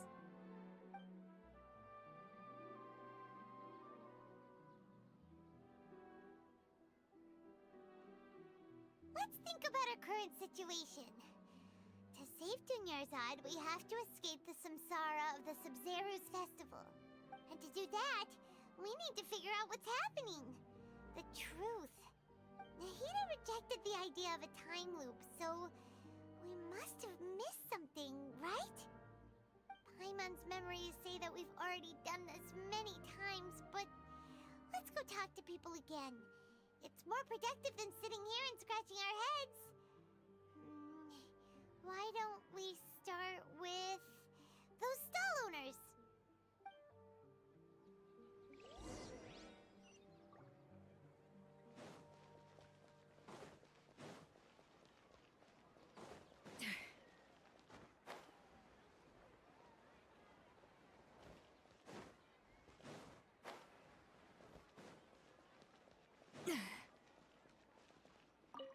I haven't done that before.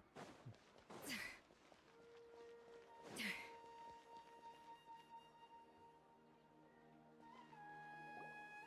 there! Hey, it's you guys again. Well, I was just thinking, what do you think of the new game? It's a new game, right? It's called Genshin. It's Where's your cultured friend? She's feeling a little unwell. I see. Did you come back to buy something? I guarantee the freshness of my products. I harvested them from the forest just yesterday. Huh? What brought this about? I hurried back from the forest yesterday, and I'm selling produce here today. I haven't felt anything strange. To put it another way, if you really think about it, was yesterday truly yesterday? Did you actually come back from the forest yesterday? What kind of philosophical nonsense is this? Are you two daydreaming? Didn't you know that no one dreams in Sumeru? Go somewhere else if you want to find someone to daydream with. He actually has a point. Is this a dream? Is everyone dreaming? True. It's so weird that people here don't dream. Why is that? Anyway, if this all really were just a dream, we would have woken up a long time ago. Let's keep asking around.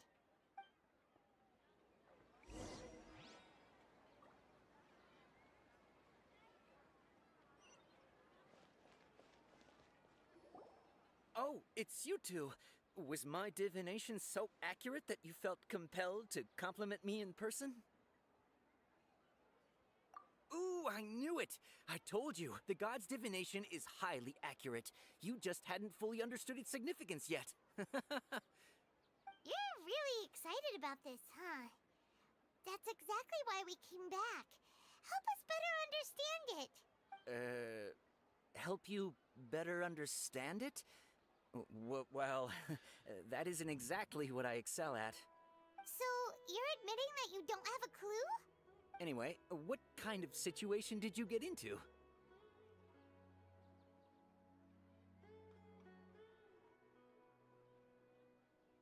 Huh? Hold on a second. I thought you guys just lost your wallet or fell for a scam. What you just said, are you serious? Does that kind of thing actually happen in real life? Paimon knew you weren't going to believe it. Marvelous. Truly marvelous. I believe you. Recall the interpretation of your divination. The moon, illusions, and lies. It really felt like an omen. When you say it like that, the divination does sound like it's related to what's going on. Can you read any more into it? I believe that the Archon's revelations are never more than vague hints. Anything more specific is beyond the reach of mere mortals. The book only says, if you trust your instincts and overcome your fears, the sun will surely rise. So that's how it is. Looks like fortune-telling is just fortune-telling. It's no good for practical problems. We haven't made any progress. Who else can we talk to? Paimon remembers that we tried talking to her a couple of times, but she always thinks we're playing pranks on her. You think she'll brush us off again? Yeah, if we tap into Dia's strong sense of responsibility as a mercenary, then she'll definitely take us seriously. At this time of day, Dia's probably just finished beating up those kidnappers. Let's go find her.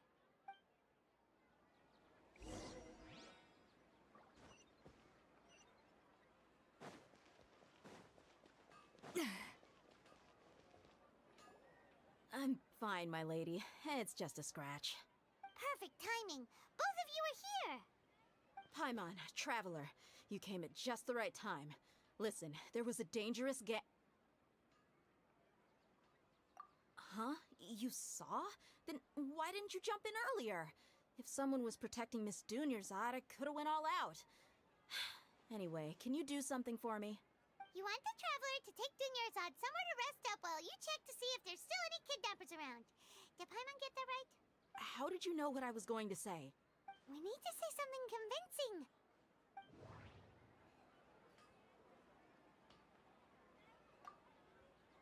Dia sold her greatsword to raise additional funds, and then she was injured because she wasn't used to her new weapon.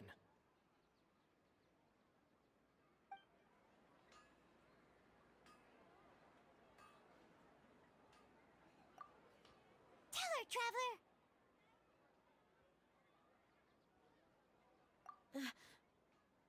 I didn't tell anyone about that. Including Miss Dunyarzad. You couldn't have known. And just now, you literally took the words right out of my mouth. What's going on? All right, so this is the situation. It's kinda hard to believe what you just told me. First, let me make something clear. Most of us desert dwellers might not be the scholarly type, but we do have basic common sense. She's quieter than usual, uninterested in anything, and really gloomy. Yeah, she isn't the same as before, but her parents said that this is how she was like at first. Huh? At first? I don't quite understand what you're all talking about. I'll go rest on the bench over there. My lady, are you angry? All right, I'll give you the benefit of the doubt since you knew about my greatsword. Let's make this a quick trip. Miss Dunyarzad isn't completely safe here.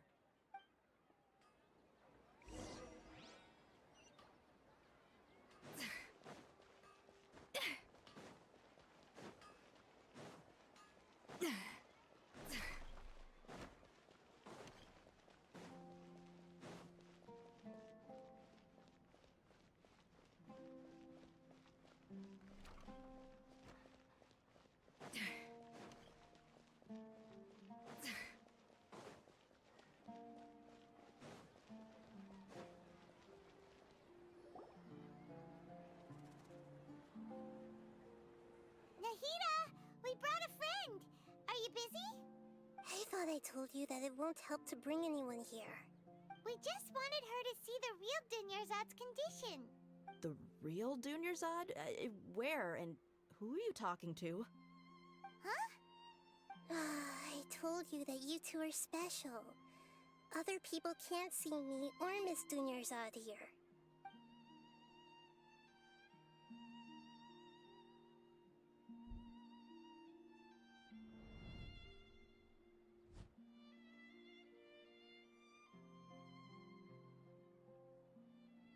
Hold on. Over there. Is that? Wow. How perceptive. Does she have invisible antennae? Miss Dunyarzad, she's lying down here, isn't she? How's she doing? Her condition's really bad, and she's basically in a coma. How did you know she was here? I can sense her aura. There are also lingering feelings of something like regret or disappointment. What happened? Do you believe us now? The Sumeru's festival has been repeating itself. So, you think the sages are behind this? Yeah, they've always been against us. Wouldn't surprise me if they're using the Akasha to intentionally repeat the Sumeru's festival as a sick joke. You have a point. Aside from the Dendro Archon, the Academia's sages are the only ones in Sumeru who could pull off something like this. Maybe there's more to the Akasha than we know. Right! Didn't you awaken our memories using something that looked like a knowledge capsule? That means you must know something about the Akasha! The Akasha relies on the power of a gnosis to operate, as it is the manifestation of the God of Wisdom's power.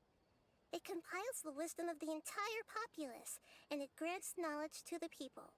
A gnosis could do that? No wonder the Akasha is so magical. It's being powered by the gnosis of Sumeru's Archon. So, this Nahida you mentioned, what did she say? She said, and Paimon quotes, "The Akasha relies on the power of a gnosis to operate, as it is the manifestation of the God of Wisdom's power. It compiles the wisdom of the entire populace and it grants knowledge to the people. Compiles the wisdom of the entire populace and grants knowledge to the people. Wait. Yep. Is she going to get it? You know, if you can grant knowledge to the people, you can also overwrite knowledge to the people. I get the grants knowledge part. That's what people have always used the Akasha for. But compiling the entire populace's wisdom? How does that— Did she mean that the sages enter new knowledge into the Akasha? Oh yeah, that sounds about right. What do you think?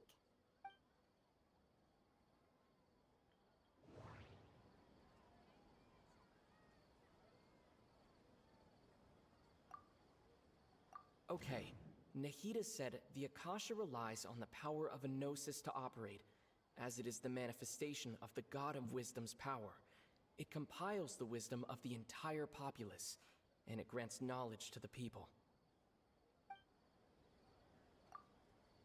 My mind feels exhausted, even though I haven't done too much thinking. People in Sumeru don't dream. What a strange phenomenon. People in Sumeru don't... What's happening right now seems to have happened before. People in Sumeru don't My mind feels... Okay, Nahida said the Akasha relies on the power of a gnosis to operate, as it is the manifestation... People in Sumeru... I don't think we have enough information.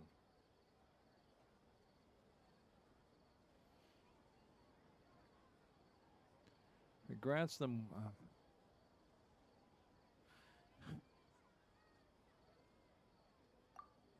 Okay, Nahida said the Akasha relies on the power of a gnosis to operate. That doesn't sound right.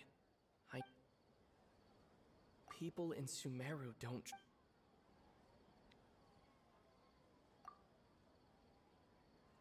My mind feels... You mean the Akasha is causing our mental fatigue? Huh. Now that I think about it, my head's been feeling unusually heavy. When the desert dwellers set off on their quest for knowledge, a sage once said, knowledge always comes at a price. Compiling the entire country's knowledge. You think the Akasha pulled a 180 and is extracting information from us? Who knows? The Akasha can put knowledge into our heads, so who's to say that it can't also poke around in there? We don't know any specifics. What's the point of doing something like that? Just think about it. If you could combine the knowledge of every single person in Sumeru, then you can basically turn Sumeru City into a single massive brain. This hive mind could make breakthroughs in problems that even the smartest geniuses can't crack. An excellent deduction. And the analogy comparing Sumeru City to a massive brain? I love it. In that case, we should take off our Akasha terminals right away. Maybe that'll solve this problem. Yeah, I was only wearing this for show in the first place. Didn't expect the sages to cook up such a conspiracy. Mark my words, when this is over, I'm getting evidence and exposing this whole thing to the public.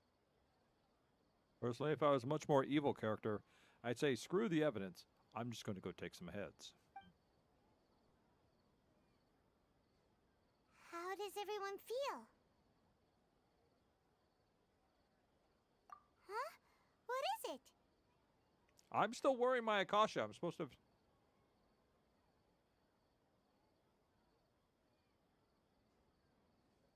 Oh, that! Paimon knows what you're talking about. It's a single soft beep that sounds like it's coming from the Akasha terminal. We're supposed to have take these off. Why are you still wearing it? The sound of a beep. Could it be a prompt tone for when the Akasha is operating?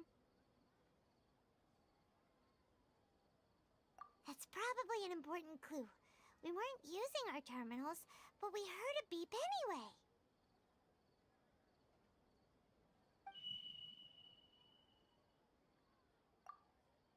Traveler, did you hear that? I heard it too. Our ears aren't messing with us. There was definitely a beep, but it sounded like it was coming from inside my head. We took off our Akasha terminals.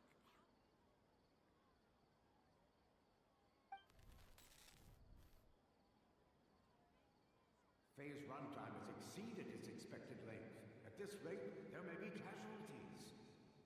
But we cannot lose all of our progress.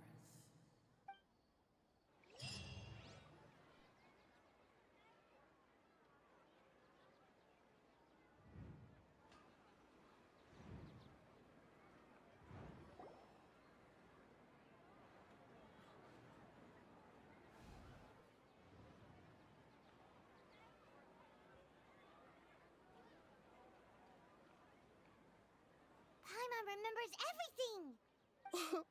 Good. You adapted quickly this time. We definitely took off our Akasha terminals last night, but we still heard that beep. Why is that?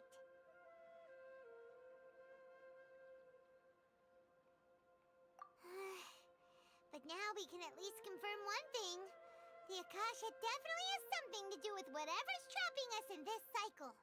Oh, Paimon doesn't get it. Why would the Akasha go this far if all it wants is everybody's wisdom? It's extremely difficult for lab rats in an experiment to understand why they're being treated the way they are. If we're lab rats, then what are you? Nahida, you've never told us anything about yourself. I guess I'm the moon. The moon? Wasn't that the result of our divination? Anyway, knowing who I am won't help you get closer to the truth, so you should focus on other things. Don't get distracted and miss any clues. Okay then.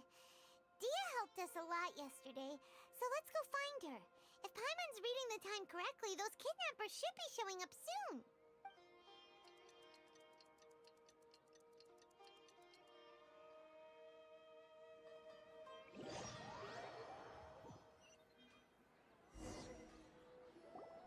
Ah, there you are. I've already taken care of those kidnappers. My lady, did you get hurt? Dia? What's wrong? Why are you both gawking at me like that? You didn't get hurt this time. Huh? What do you mean this time? Why are you so surprised that I managed to get out unscathed? Those kids were amateurs.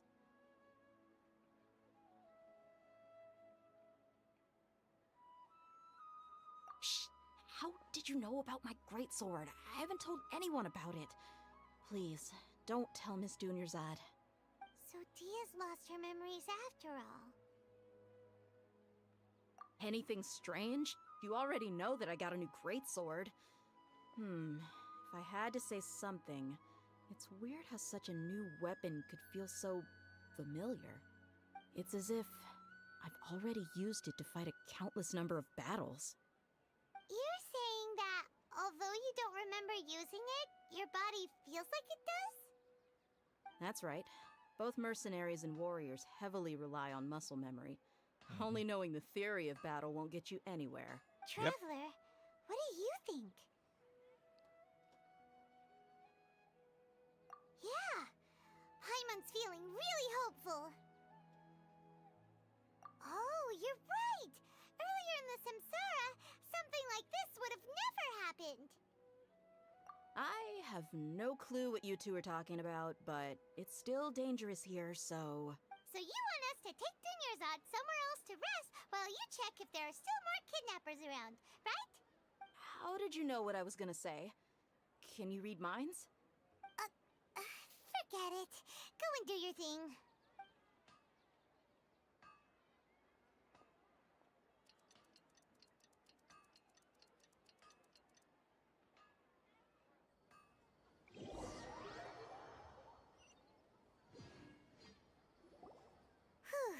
It's finally nighttime.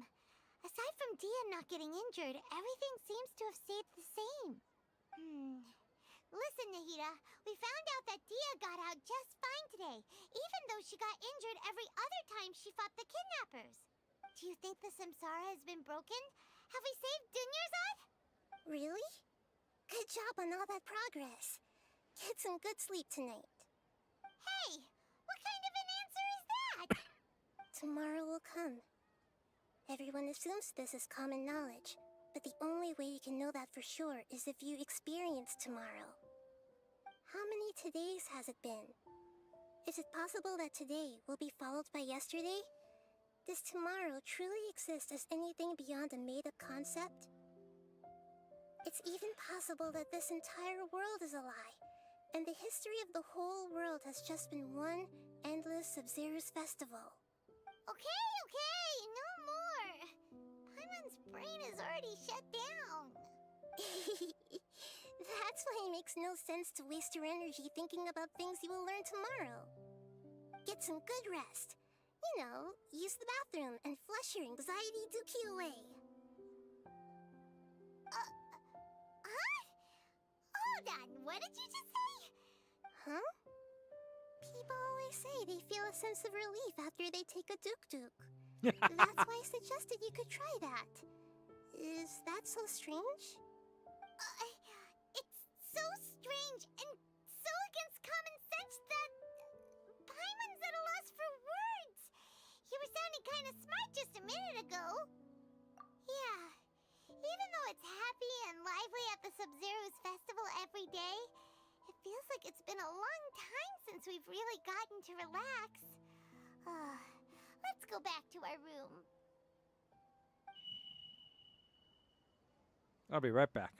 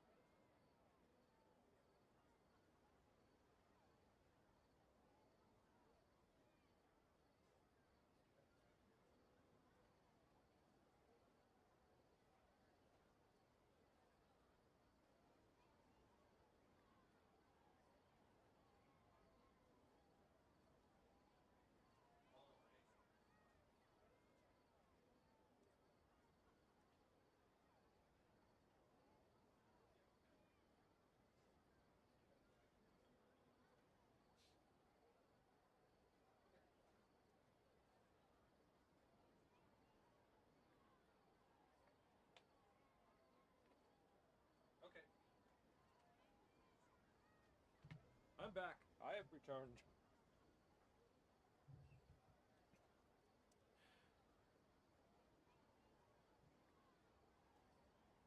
Continue the harvest. Compared to what we stand to achieve, these sacrifices are trivial. I think that's the doctor.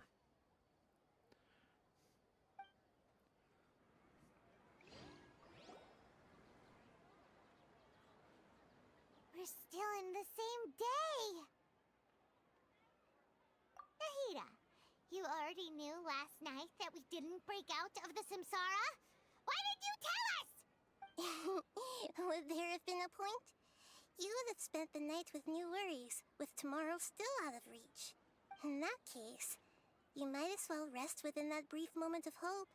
An opportunity like that doesn't come by often, and I thought it might help you clear your minds. Paimon thought that Duke did that! Whatever. Guess you were looking out for us after all. Of course. In the time we've been together, you two have been everything to me. Paimon's flattered and everything, but maybe you're taking things a little fast. What I mean is, even though I had asked you to solve this puzzle, you two are still the only ones who can see me and sense my presence. In other words, if you weren't here, I may as well not exist. That's why you two have been everything to me. Get it? Nahida's talking about confusing stuff again. Anyway, that's enough chit-chat. So, Traveler, did the new clues yesterday help you gain a new understanding of the situation? Huh? Why are you scrapping your previous theory? Oh, yeah! You're right! Gosh, how did we not notice that? In a simple time loop, people's physical conditions should also... So, what's your new hypothesis? Virtual reality.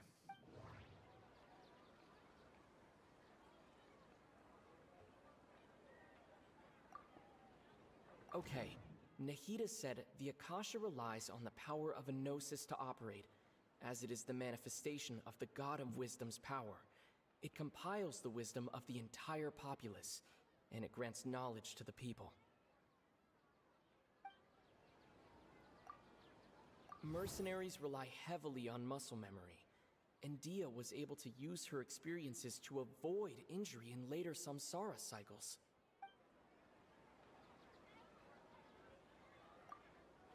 We've already experienced the Sub-Zeru's festival many times, and the day of the festival seems to be in a perpetual samsara. The beep is a prompt tone for Akasha operations. We still hear it every night, even though we removed our Akasha terminals. The beep is a prompt tone for Akasha operations. What? The moon, illusions, and lies. What do they all mean?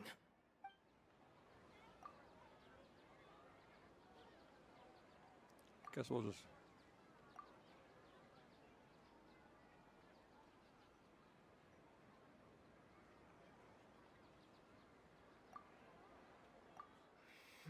Okay.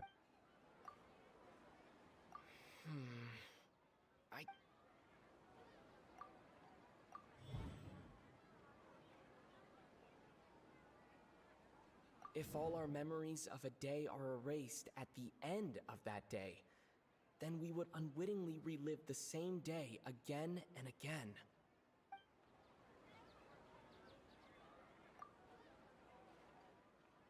Oh!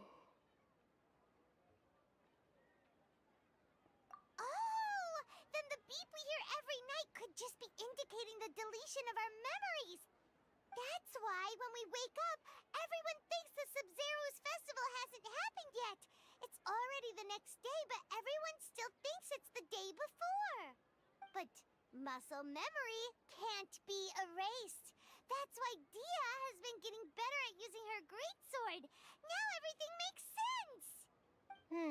A brilliant deduction. Nahida, tell us if we're right or wrong. To put it simply, it's as if you've mistaken a pyro crystal fly for a firefly in the night. You lost sight of its true nature because you focused too much on your perception that it glows. That isn't simple at all! Why don't you go talk to Miss Dia again? You might learn something new. Yes, I've tried touching that one before. People don't dream. Right! She did help us find our latest clue after all. Let's go! That wasn't in my selection this time.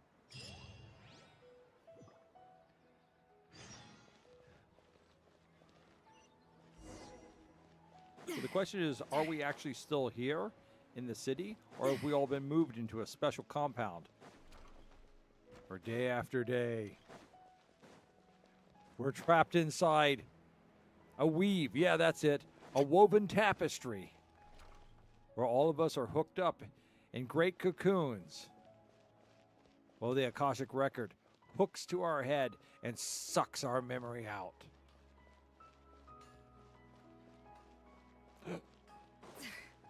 I know who that old man with the monocle is. That's Agent There you Smith. are. Really took me a while to find you.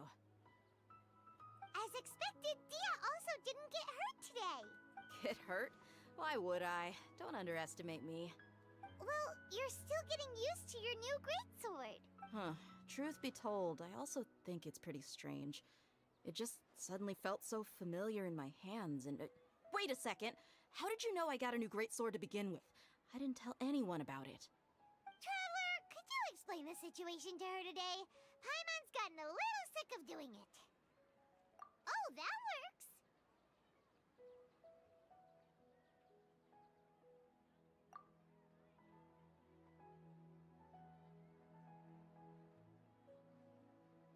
What happened to you guys while I was gone? Did you get brainwashed by some cult? Don't think too hard about it. Just take what we're saying at face value. Alright then, let me get this straight. You're telling me that my body's already gotten used to this greatsword, but my brain just doesn't remember it? Yes, your memory's being erased every day.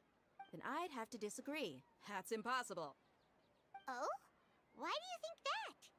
If we've actually been reliving the Sub-Zeru's festival day after day, then what happened to the things we used, the money we spent, the food we ate? Common sense says my wallet should have emptied itself a long time ago. There's no way I wouldn't have noticed that.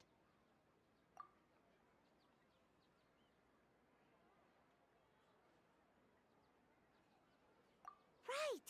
They could use the Akasha to record what everyone did that day, and then use the city's resources to replenish everything. It's not very likely, but it's also not impossible. No, it is impossible. I've got proof. You have proof? Where? You two are surprisingly serious about this nonsensical discussion. Fine, I'll play along for a little longer. Come with me, Miss Dunyarzad. Please come along as well. I still can't guarantee that this area is safe.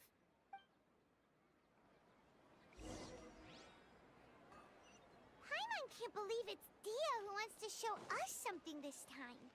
2 days ago, we were the ones taking her to see Dunyarzad.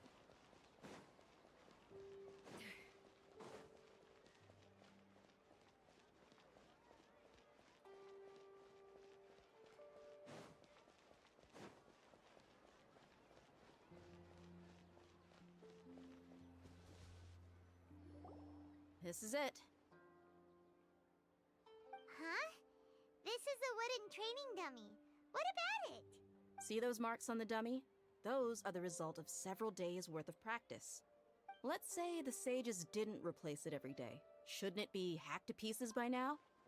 That's true, but what if they did? Then the sages would have had to reproduce every mark I left during previous training sessions. I'm a professional fighter.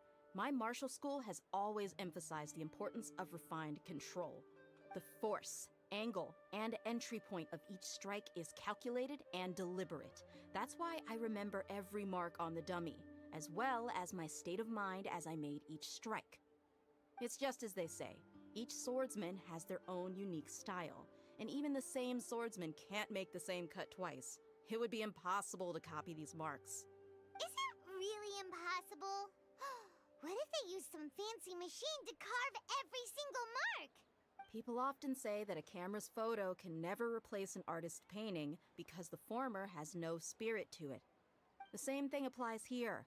At a mere glance, I can differentiate carved marks from the results of combat training. Whew, I hope that cleared things up for you. Hey, is this that new brain exercise game that's been super popular with the scholars lately? It's surprisingly fun. Anyway, it's getting late. I should escort Miss Dunyarzad to Nilu's stage. See you later. Well, back to square one. Is our memory deletion theory also wrong? But at least we've reached some other conclusions in the meantime. Yep, that's true. So, can we think of any new ideas right now? Strange? Paimon feels like everything's been strange lately. Huh? Leaving the city? You're right! It's really strange how we never thought of such a simple solution! Many things should become clear if we can confirm the flow of time outside of the city. Paimon can't believe it! Did we miss this because we're tunnel visioning too hard on our other theories? Or because we're just too tired? How about we go back and ask Nahida? Maybe we've forgotten something about leaving the city.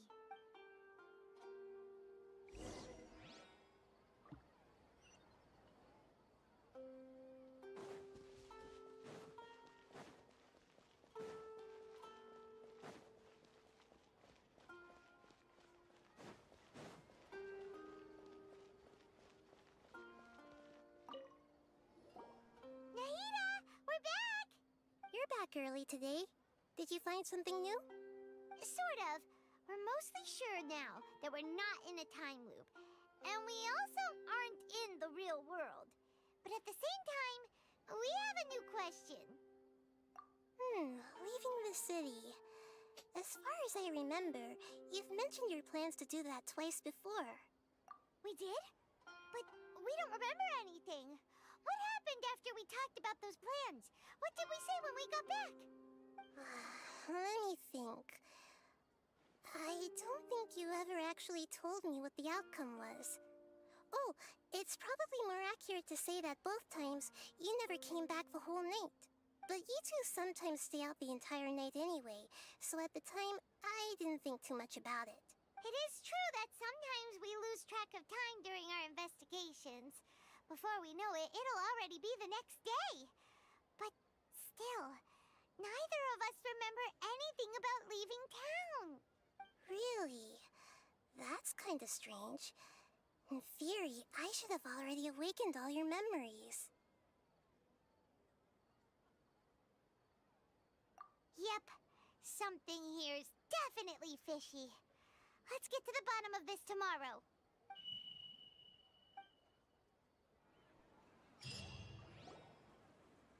Our memories are back! About that. Well, where should Paimon begin? Traveler, aside from your memories that were just restored, I have another message for you. Listen to it and you'll understand. Can't go back. There are countless spaces here. Our Sub-Zeru's festival in Sumeru City is just one of them. Traveler, you should be missing 2 days worth of memories. Paimon will fill you in. It's time to carry out our plan from yesterday. Okay, let's go!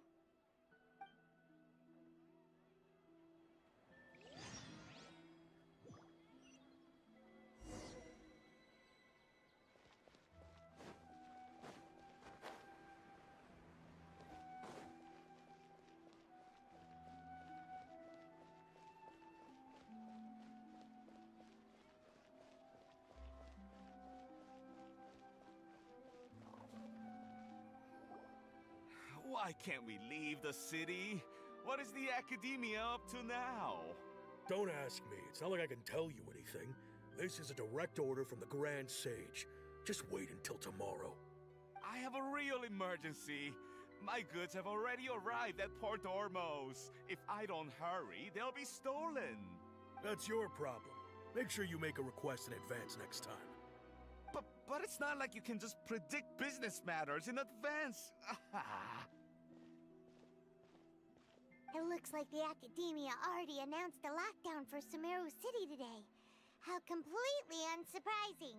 Let's go and question them. Hello, sir. Why can't we leave the city today? Here we go again. Don't ask me, I don't know either. We just received an order that no one is allowed to enter or exit Sumeru today. They didn't tell us anything else. Angering me won't get you anywhere. If I had that kind of insider info, I would have left this stupid post long ago. Well, you can just It hop looks the like wall. he really doesn't know. If we can't get anything out of him, let's take matters into our own hands. Why don't we climb over the walls? Those guards can't be everywhere at once. This is a good spot, and the guard hasn't noticed us at all. Let's hurry! Huh? Why? Are you going to leave Paimon behind? But what if things get really weird out there and you get into some trouble? Then Paimon won't be able to help you. Oh, Paimon knows that Paimon can't do much, but we've always been together. Haven't? Okay. Paimon will wait for you. Promise Paimon that you'll come back as soon as possible. Just a quick look. And please, be careful.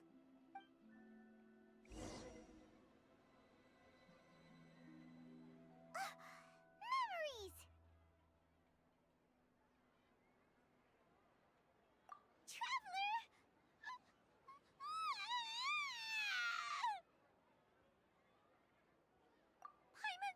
Paimon would never see you again! You just disappeared!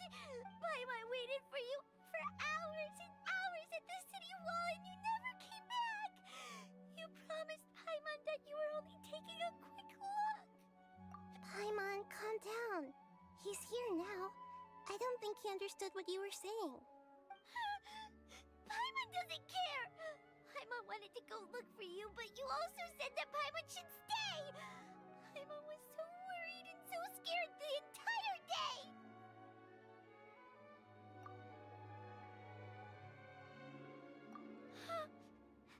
Okay.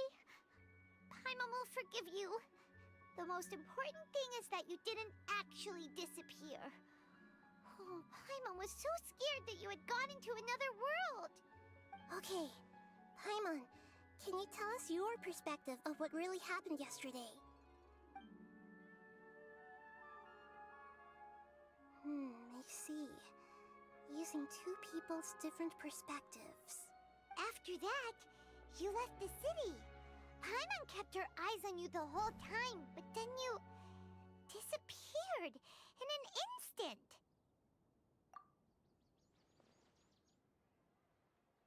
No way! Paimon was watching you with the fullest attention. What's your perspective, Traveler? You sure you don't have any memory of this? I guess that explains everything. You also lost your memories the last 2 times you tried to leave the city. Those days' memories can't be awoken. So, if we leave the city, our memories will be completely erased? It really sounds like something big outside of the city is being hidden on purpose. But this way, we'll also never discover what's outside.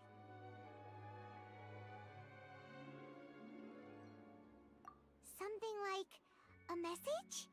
But how can we send it back? Don't look at me like that. I'm not used to being stared at. Well... Okay. You want something that can pass on messages, right? Give me some time and take care of Dunyarzad for me. Yep, now we're talking.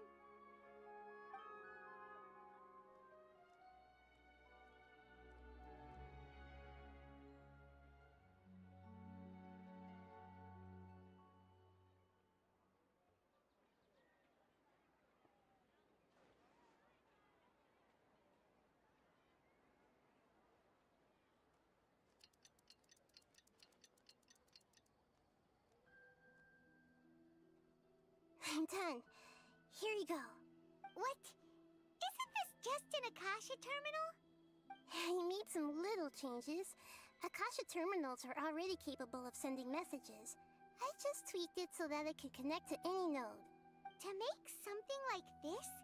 Nahida, you really know the Akasha like the back of your hand. Anyway, we can use this now to record a message, right? Yep. I'll help you save the messages. It should be pretty easy to use.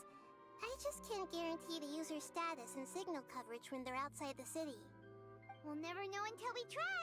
At least we're taking the initiative now. Let's go then. Let's expose those sages. All right. Paimon isn't as worried about being separated since it happened once yesterday. But Paimon still isn't happy about it. Okay. See you tomorrow, Traveler. That covers everything that's happened so far.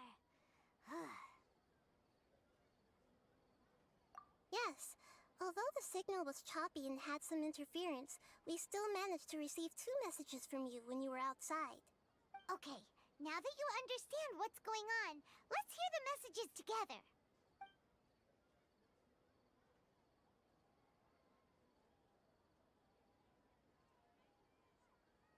Can't go back. There are countless spaces here. Our Sub-Zeru's festival in Sumeru City is just one of them. I've entered another space. Before me are flowing sandstone and howling fish. Impossible and surreal sights. All these spaces are empty except for the occasional ones that contain mute puppets rather than people. I can't sense any human presence.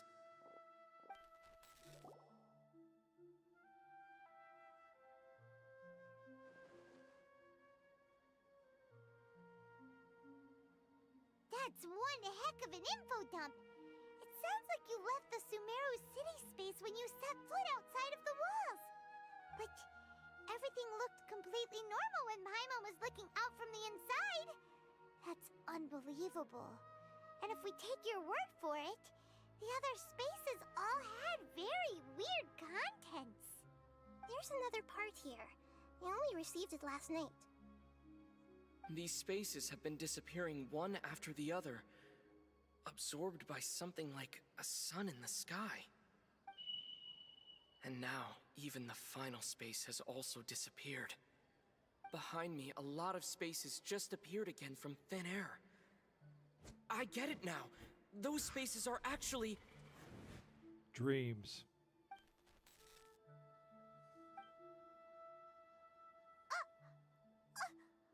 Why did the message end right there?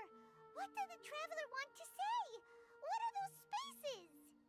Probably because yesterday just happened to end at that moment. Oh, right. Paimon did hear a beep from the Akasha. Did it come from here or from the message? The message. It should have come from the Traveler's Akasha terminal. After the beep, Traveler said even the final space has also disappeared. Traveler, what do you think that final space could have been?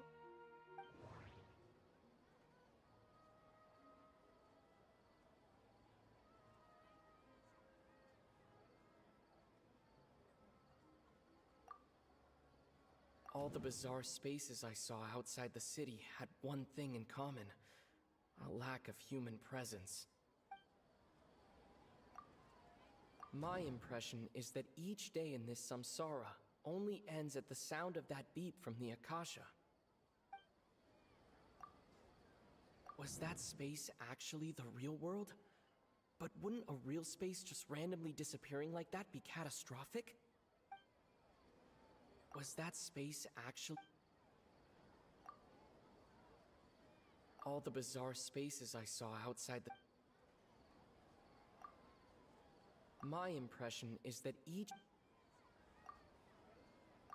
That doesn't sound right. That doesn't sound right. Oh, so that's what it is! After the sound of the beep, the final space, the Sub-Zeru's festival, also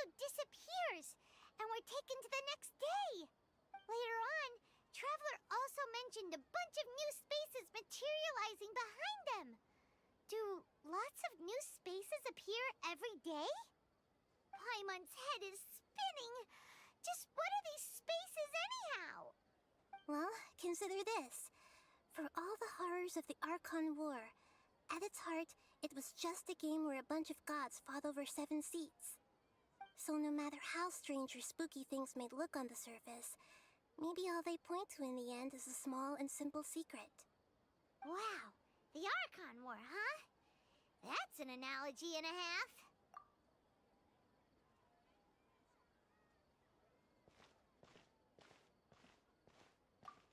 Hey, where are you going?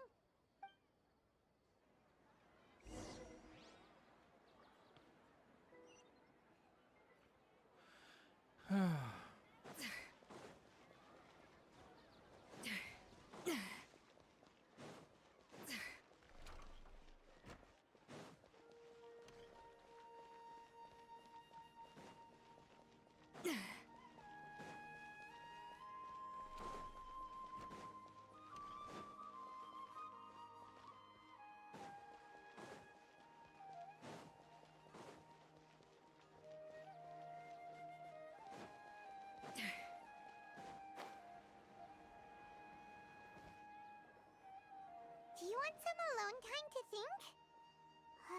Alright then, Paimon won't disturb you.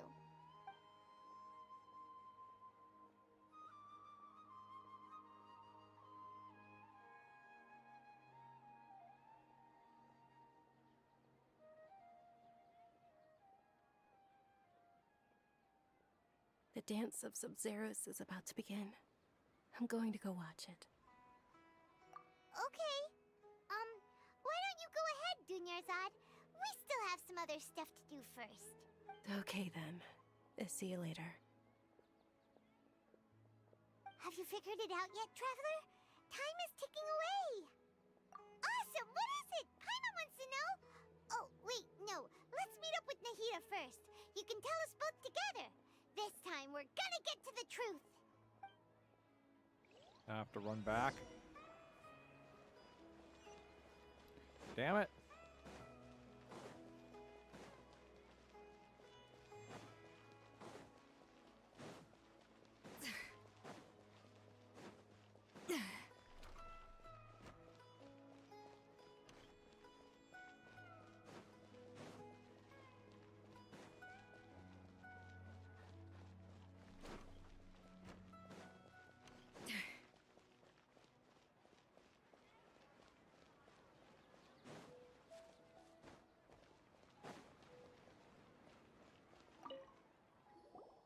You're back! I've been waiting forever for you two.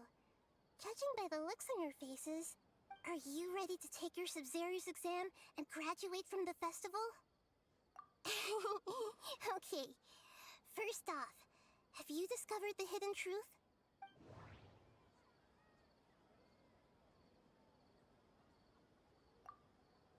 People in Sumeru don't dream. What a strange phenomenon.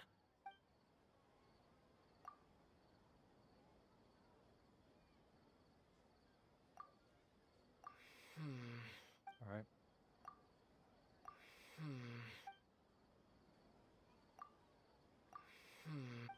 Okay.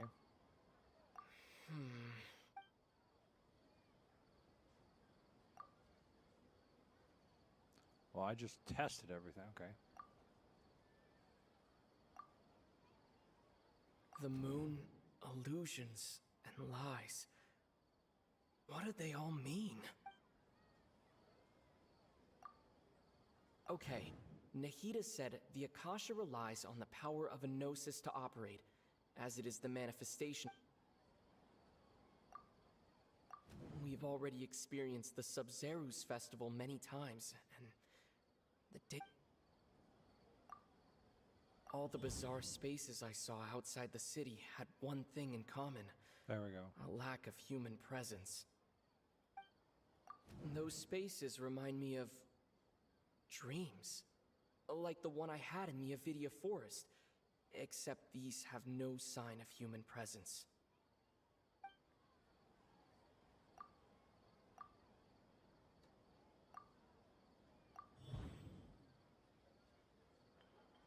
We are all in a dream. It isn't that the people of Sumeru don't dream. Rather, the Akasha is taking their dreams from them. We are all in a... People in Sumeru think they don't dream, but the truth is the Akasha steals their dreams without them knowing it. And those spaces with no human presence are stolen dreams without their host. That would explain why they sounded so weird when he was trying to describe them. Huh. So people in Sumeru do dream after all. In fact, we're all in one big dream together right now. Correct answer. Now, how did you conclude that the Akasha is capable of this?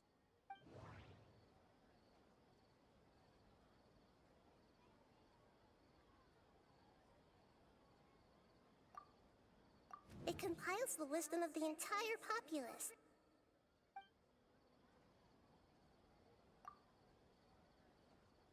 And it grants knowledge to the people.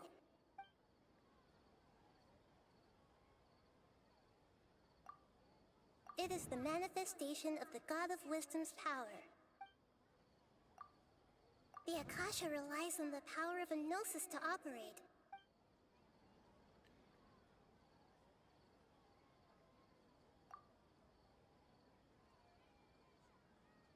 That doesn't sound right.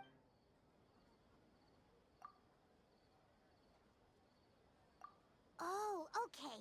Those dream-controlling creatures in the forest also get their power from the Dendro Archon, right?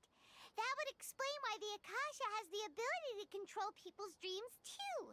But is stealing everyone's dreams really how the Akasha compiles their wisdom? Isn't there anything more to it than that? Dreams are fantastical, complex, and full of imagination. People's brains are the most active when they're dreaming. In other words, dreams are rich bundles of human wisdom. So in other words, the complete opposite of how Hypatia understood it. Paimon remembers her saying that the sages think dreams are foolish delusions, and the fact that no one dreams is a blessing from Greater Lord Rukkhadevata. So it was all a dirty trick? The real story is that the sages from the Academia are using the Akasha to steal people's dreams for their own use, huh? Oh? By the sounds of it, you understand the current situation pretty well. So then, what about the samsara?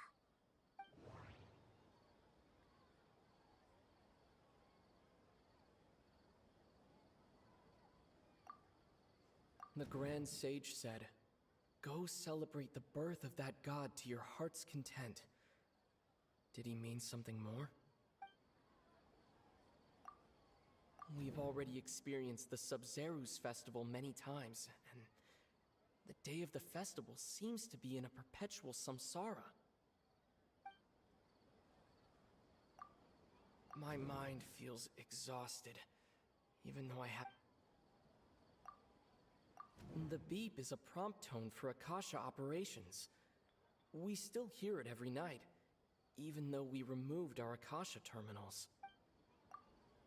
Those spaces kept disappearing before my eyes. But as soon as that beep sounded, many more spaces materialized. Those dreamscapes kept vanishing, but as soon as that beep sounded, more new spaces appeared.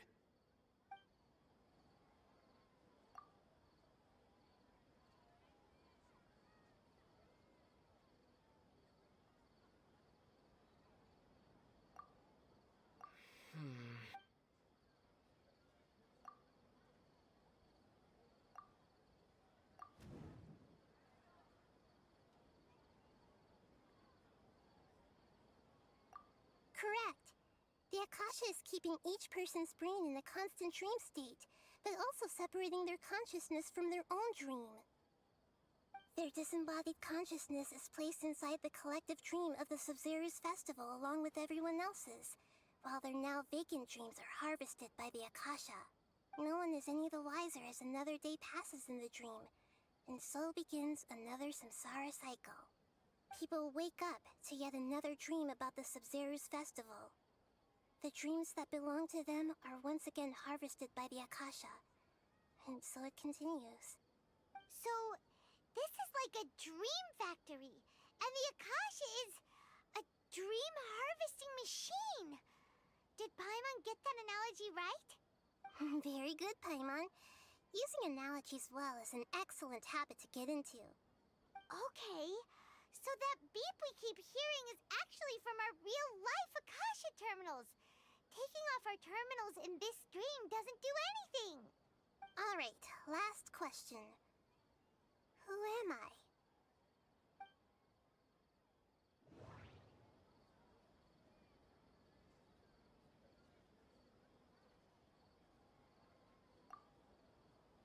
Now that I think about it, wasn't illusions a hint that we're all dreaming?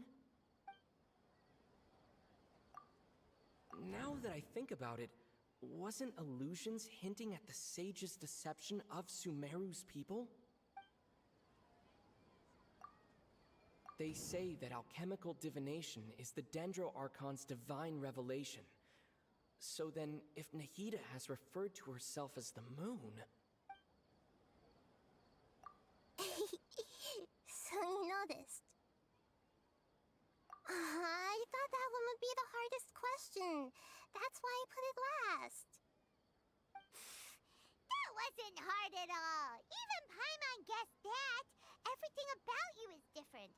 We just didn't want to expose you is all.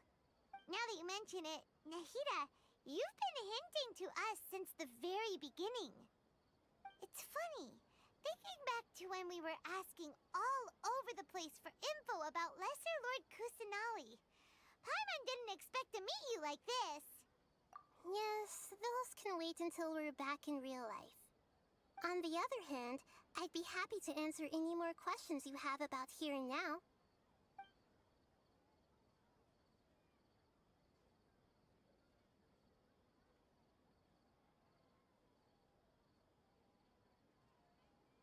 Can humans really keep dreaming forever like this?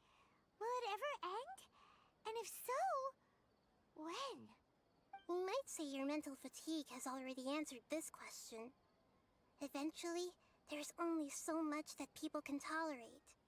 Especially those whose health is compromised to begin with, like Dunyarzad. This relentless exploitation takes an even harder toll on them. People's lives are at stake here, and nobody knows a thing! We've got to put a stop to this!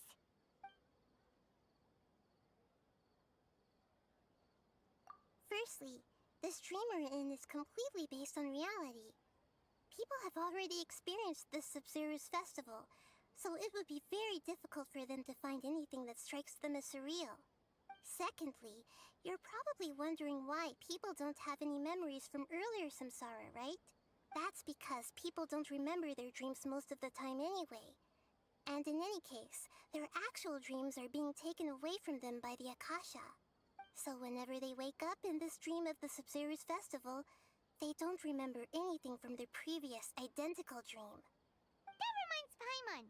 Traveler had a dream when we were in the Avidia Forest, but couldn't see what it was about after waking up. Is that an example of what you mean? Yes. Only after receiving the blessing of Dendro can a person gain the Dendro element's dream-enhancing power. That explains the feelings of déjà vu. Meanwhile, everyone else has no idea that they are in the Sub-Zero's festival samsara, while their dreams are stolen from them over and over again.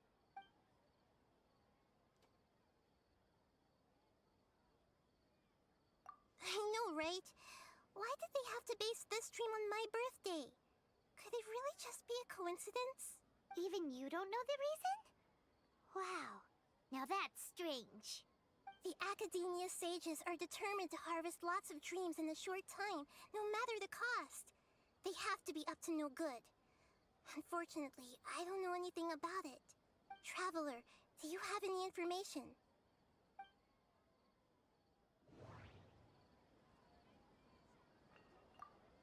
The Grand Sage said, "Go celebrate the birth of that god to your heart's content."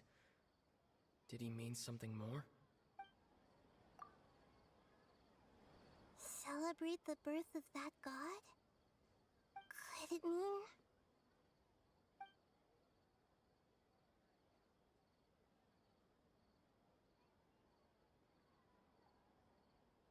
I know, right? Why did they have to... Even you don't know the reason? The Academia Sage Traveler, do you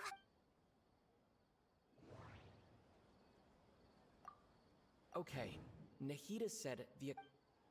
That doesn't sound... Alright. Those spaces That doesn't sound right. The Grand Sage said, go sell... Alright, well that doesn't seem to celebrate the take birth us. of that god? Could it mean... Could it mean what? Down that, down that.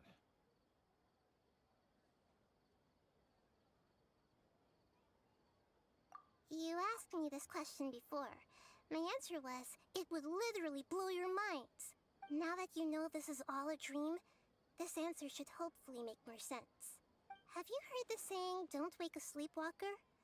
Likewise, if someone suddenly had told you all this instead of you learning it on your own, your notion of reality and dream would be thrown into irreversible confusion. I couldn't expose you to that kind of risk. Ah, yes. Man once woke where he had from a dream that he was a butterfly, which had dreamed that he was a man, which had dreamed that he was a butterfly, which had dreamed he was a man. That's why I could only give you very subtle hints and some suggestions. Long story short, I'm really sorry I had to keep you guessing. Deceiving the people of Sumeru with no regard for their safety. No matter what they're trying to do, this is unforgivable. After we end the Sub-Zero's festival, Samsara, we have to look into them. How can the sages of the Academia do this behind their Archon's back? This is ridiculous! In the end, I'm just the moon. The real sun is long gone. A sun and a moon? Nahida's talking in riddles again. Oh, we're out of time today! I'll tell you how to break free of the Samsara tomorrow. See you then.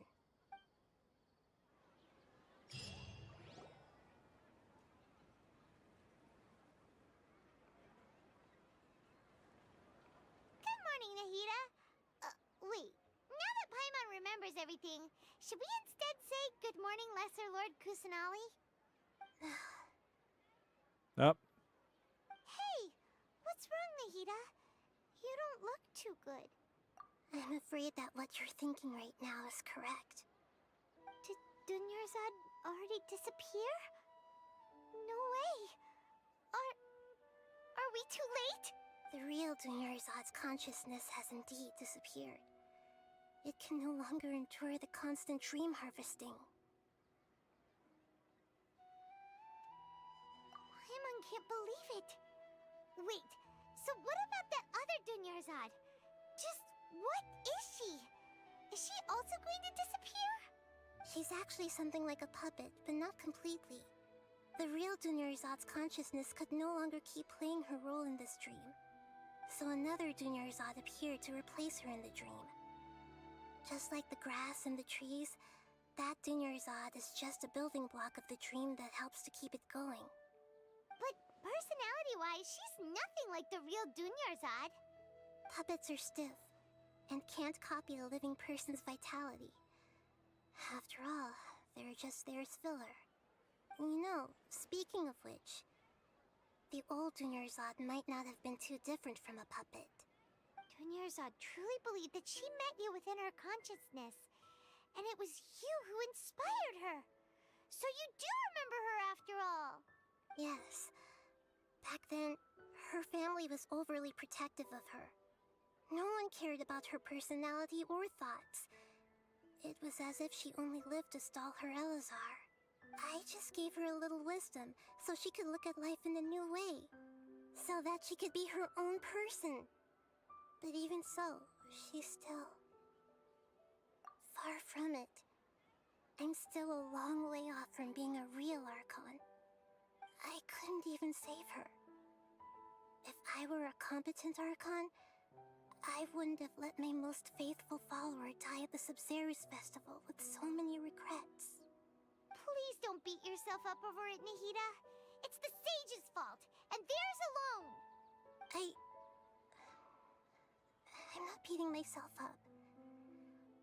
All I did was to rationally observe the distance between myself and a real Archon. Don't be like that, Nahida. Even real Archons are still allowed to be sad. To prevent more tragedies like this, we must end the samsara as soon as possible. Great, but how do we do that? Although the Sub-Zero's festival dream is under the Akasha's control, only humans can dream. Even the Akasha is unable to create them. That means this dream belongs to a host who created it. Huh? So, how should we find that person? Well, if this is someone's dream, then everything here must come from deep within their consciousness. Which means, with the power of imagination, they can change anything in this dream. Imagination? What do you mean by that? Imagination means breaking through what you perceive as normal. Like when a server at a tavern brings a plate to you, you'd naturally assume that food is on it. However, if you're the dream's host and you become aware that you're dreaming, when you imagine gold and mora on the plate, the dream will respond in kind, and the server really will bring you gold and mora. But right now, our host is unaware that this is a dream. No matter how many times they're served, it will always be food. Find some way to make that person realize that they're dreaming. Usually, once that happens, the person will wake up and the dream samsara will be broken. Ah, I know who the dreamer is. How are we going to find them, though? If it could be anyone, it'd be like looking for a needle in a haystack. And even if we did find them, how are we supposed to make them realize they're dreaming? Yeah. After all, like you said, It is Neo. don't wake a sleepwalker. It's extremely difficult, yes. But the only ones who can do it are you two. Remember, everything you've achieved up to this point has all been for the sake of finding the host and ending the samsara. As for me, during this time, I'll be out of town. Out of town? Are you going to that place full of dreams where the traveler went? Yes. I want to try something. There must still be a small wisp of possibility. Hurry and go. Dreams are supposed to be fantastical, romantic, and full of pleasant surprises. Unnecessary things like this samsara need to end. Paimon's still a little upset that we've come this far only for Dunyarzad to... She was such a good person, with such a simple wish. But fate was against her. Yeah. Saving Dunyarzad is what kept us going this whole time. But we mustn't lose hope, Traveler. Dunyarzad would definitely want to see us save everyone else. So let's break the samsara for her sake. Paimon's wondering, do you think the sages would get one of their own to be the host of this stream? Feels like it would be easier to control it that way, no?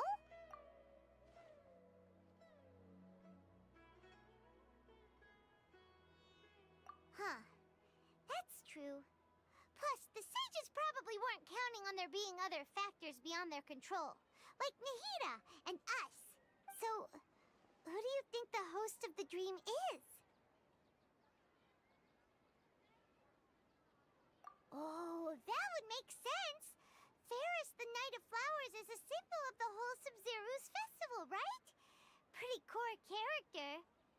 Let's go ask him some questions, shall we? No, it's not him. It's not him.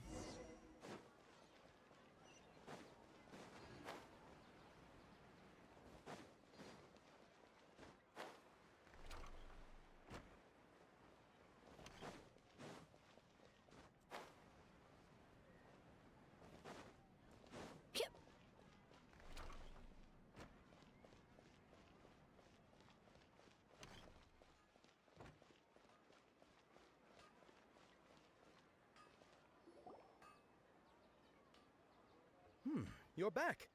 You left in a hurry last time. Is everything okay? Everything's fine. Just, it's a little hard to explain. Would you mind taking part in a little experiment with us? An experiment? That came out of nowhere. I'm listening, though. What do you need me to do? Could you make a wish? You want me to make a wish? Is that a new Sub-Zero's festival tradition or something? Less questions, more wishing! Okay. Okay. My wish. My wish. Okay. I'm a little nervous saying this out loud, but I want Miss Dunyarzad to be happy. Oh. I noticed earlier that she looked a bit down, and she wasn't really talking to anyone. She just doesn't seem like herself. She's always so gentle and kind, and all the kids love her. I've also wondered if the reason she asked me to be Fairest Knight of Flowers is because I'm special to her, or something. So, you have a crush on Dunyarzad? Oh, is it that obvious? After what I just said, I guess it is. When she placed the hat of the Knight of Flowers onto my head, she said to me, I want everyone to have a happy Sub-Zero's festival. What she didn't realize was that I'm not that interested in how everyone else feels. In that moment, I just wanted to be her Knight of Flowers for the rest of my life. 50 years, 100 years, I'll serve her till the end of time. Okay, yeah, that was a bit much. Felt like the right moment to get it off my chest, but that was pretty embarrassing. Okay, I'm ready to make my wish. I would like Miss Dunyarzad to appear in front of me right now with a smile on her face. Here goes. Please come true. I'm gonna open my eyes. Oh, oh, you're... What? Faki? Sorry, but only one portion of Yelda candies per person. Back home you go. Nice try, you two. Anyway, never mind. I don't need to see her appear right in front of me. As long as she's happy. Guess he isn't the host of this dream after all. Should have expected it wouldn't be this easy.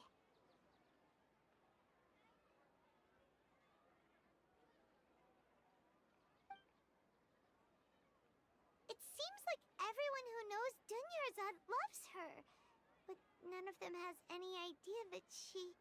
My lady, step back. That sounds like Dia! Oh, right. This is when Dunyarzad bumps into the kidnappers. Huh? But Dia can handle them. Hey, Traveler!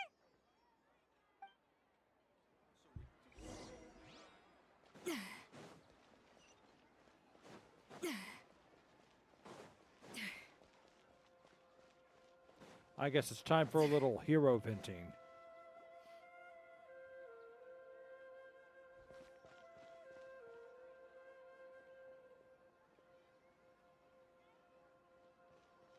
Oh, it's you. Great timing. Please take... Hey, this is my job. The homie Yannis pay me, not you. You... fine, alright. Knock yourself out. Why are you so worked up anyway? It's not like I don't trust your fighting skills. Anyway, watch yourself.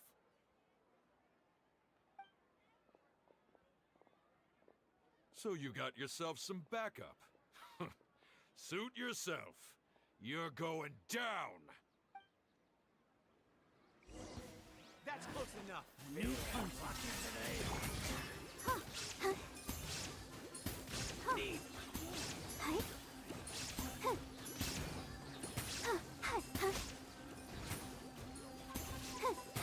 There is no escape! I'll be following orders.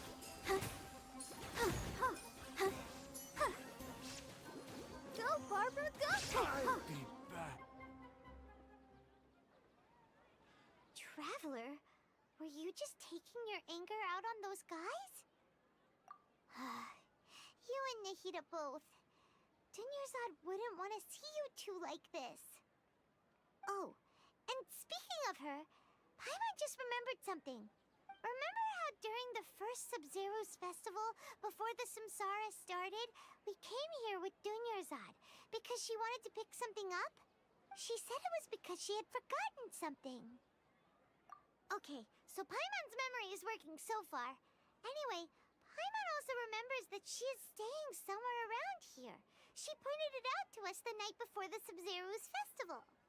Yeah, even if it's only a tiny clue, it'll probably still help us more than this needle in a haystack search.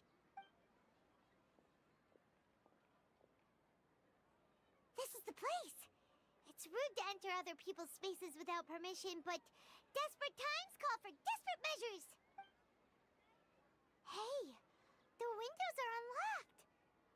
Okay, Paimon's gonna take a peek inside.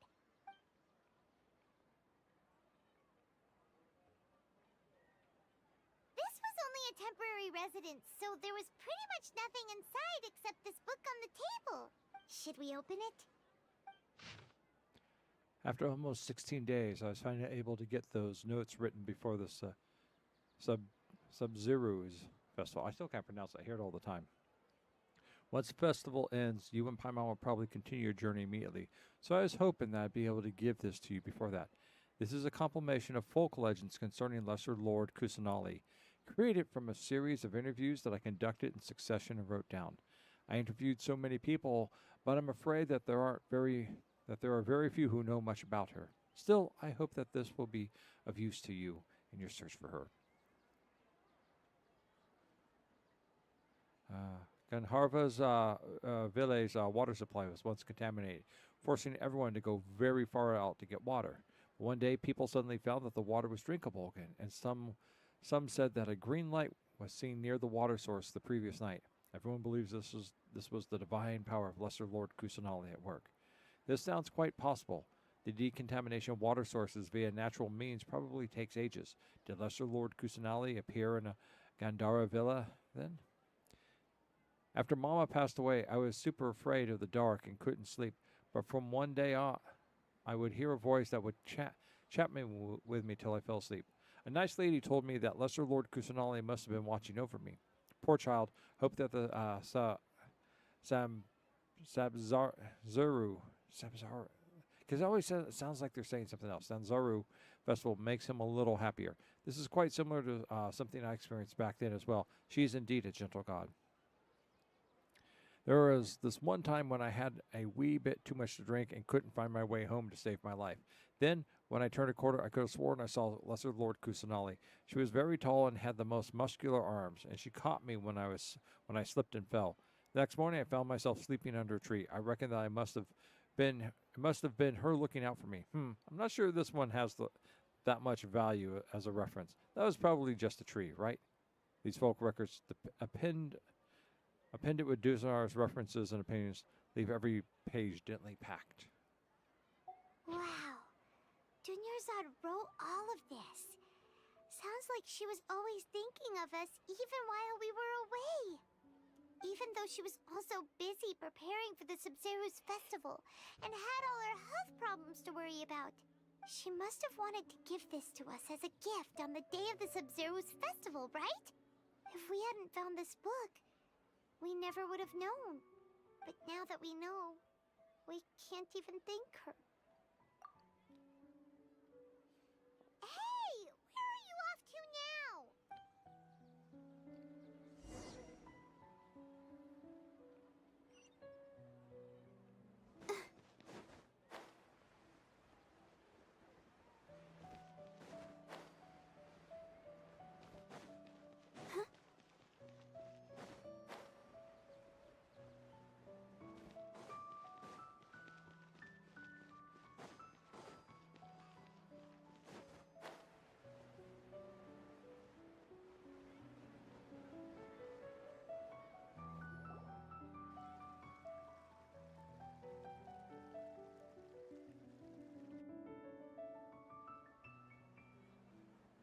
It's Dunyarzad's puppet.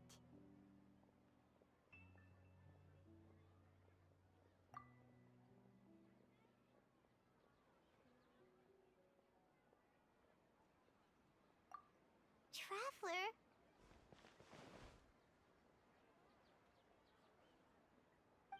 be exhausted.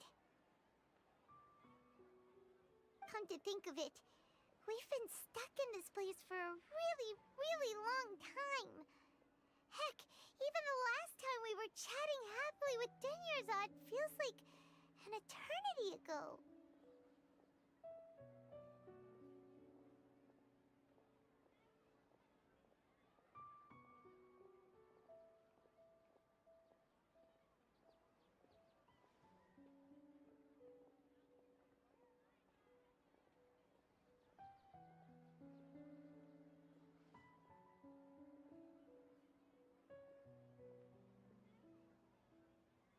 Paimon still remembers when we were sitting here, and the way her eyes sparkled when she talked about Nilu's Dance of Sub-Zerus.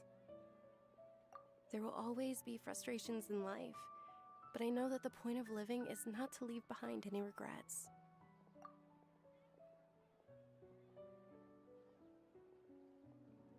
That was what the real Dunyarzad said, wasn't it? Does that mean... Yes, Traveler. What is it? Oh, so she's still just a puppet. But just now, how come... What? Where are we going this time?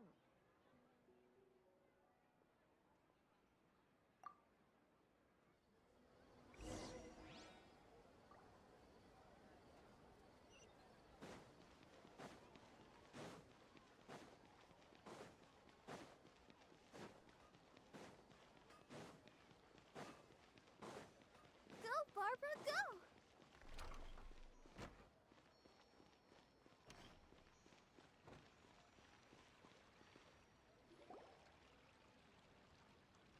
If you continue to resist, we will have to order an investigation into every single event organizer.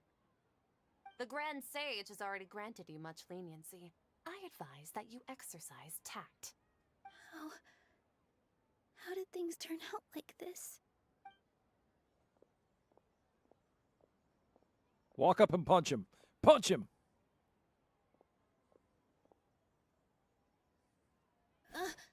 Traveler? You don't have to get involved.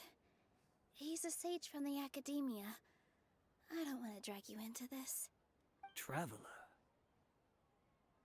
Traveler? What the heck are you doing?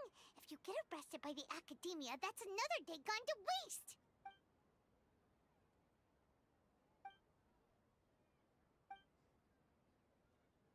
Wait, they're not reacting.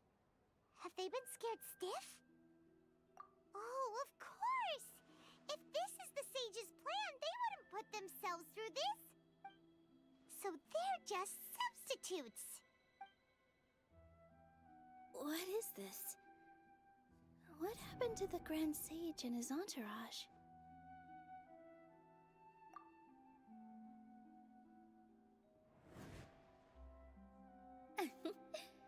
Like I said, they symbolize the goddess of flowers.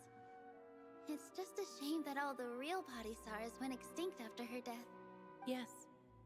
The Greater Lord brought forth new Padisaras in memory of the goddess of flowers. But she ultimately could never truly replicate that beautiful shade of purple.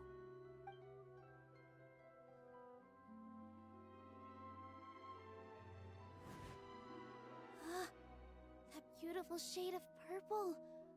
Aren't these flowers real Padisaras? Just like the ones from the legend? I didn't even notice. Dunyarzad, did you find these? But didn't you just say all the real flowers went extinct after the goddess of flowers passed away? So, Al? Yeah. What's going on here? Huh? You guys are acting weird. But okay, I'll try.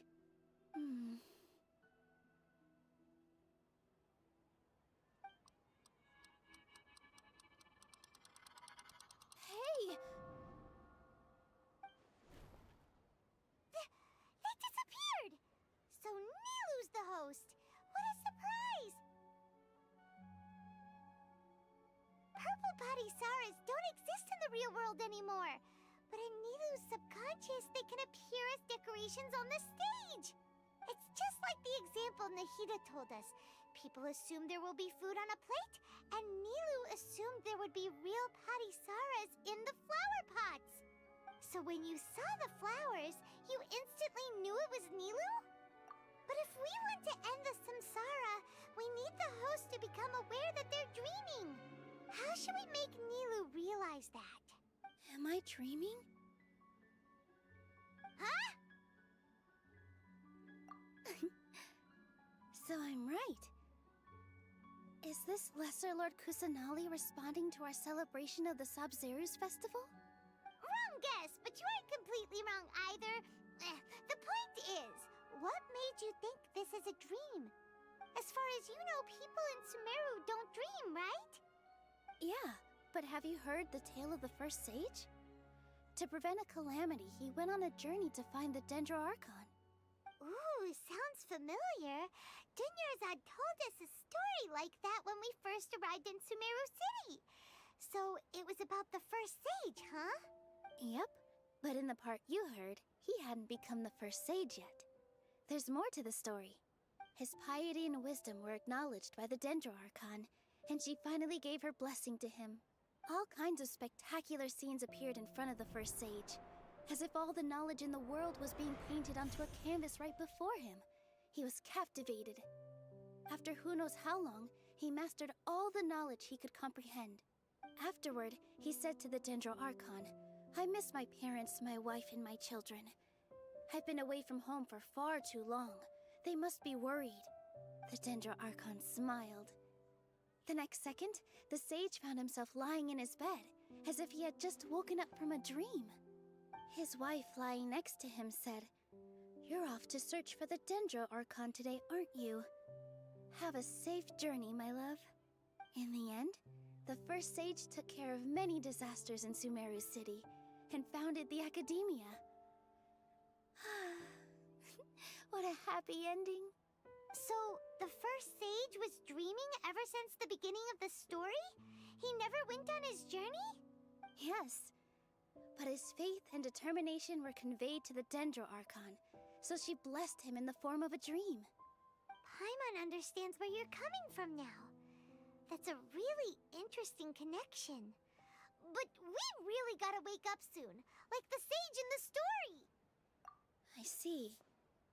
Well, it just so happens that today's Sub-Zerus festival is almost over too.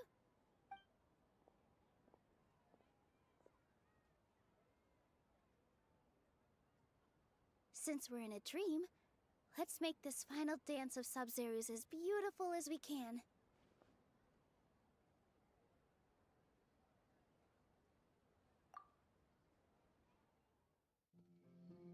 And it's not Neo, it's Nilu.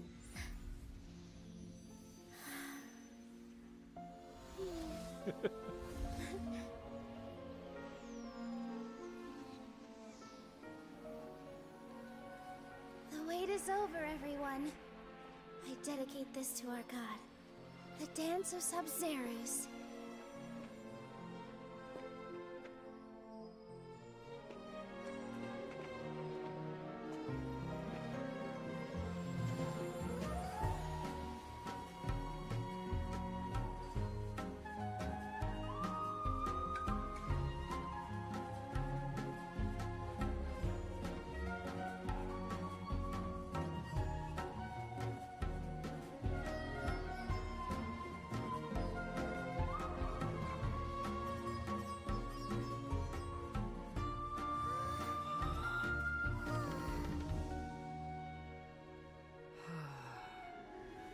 I'd be lying if I said I had no regrets.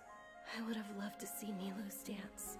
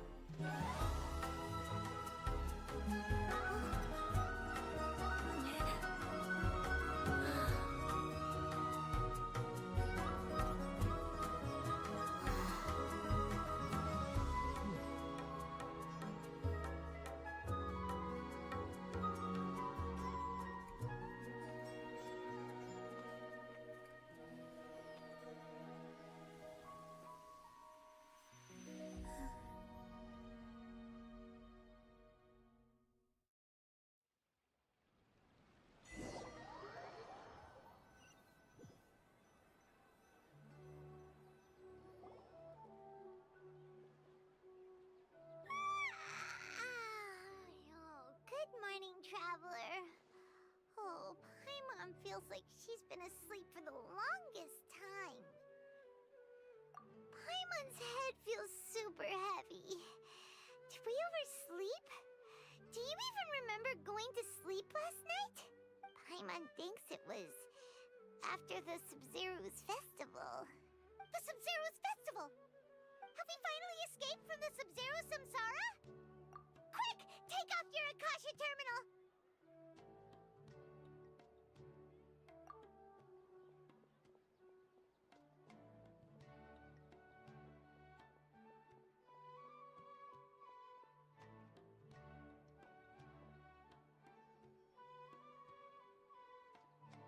She's not in her room. What happened? Huh? What usual spot?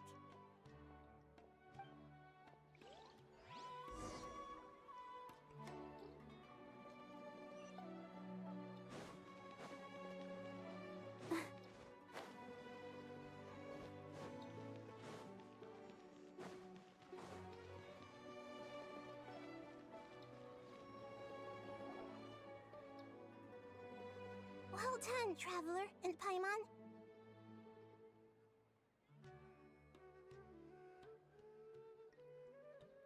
And thank you, Dunyarzad, for organizing the Sumeru's festival for me.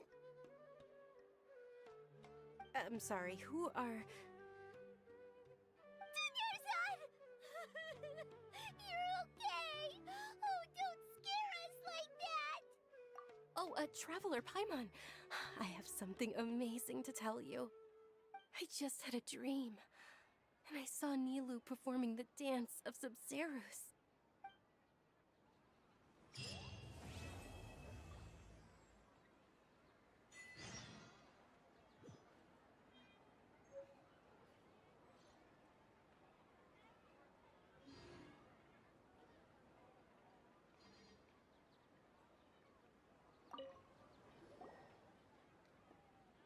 You're actually Nahida, aren't you? Paimon felt like Catherine was acting weird when we met at the Sumeru's festival. And Dunyarzad, did you save her? It's a really long story. We shouldn't disturb her. Her consciousness is still weakened. Let's chat somewhere else. How about by the Traveler's favorite bench? Oh, will you stop having us run back and forth across the city? Oh, excuse us. You know, couldn't you just have us go, you know, I don't know, catch some rats or something?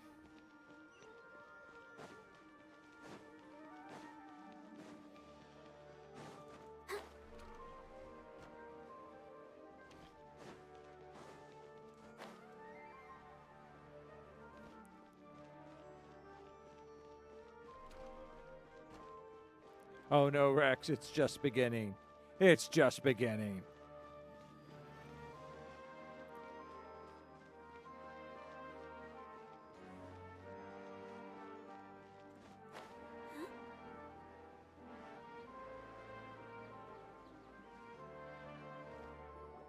Yes, I was planning to go to bed at 2.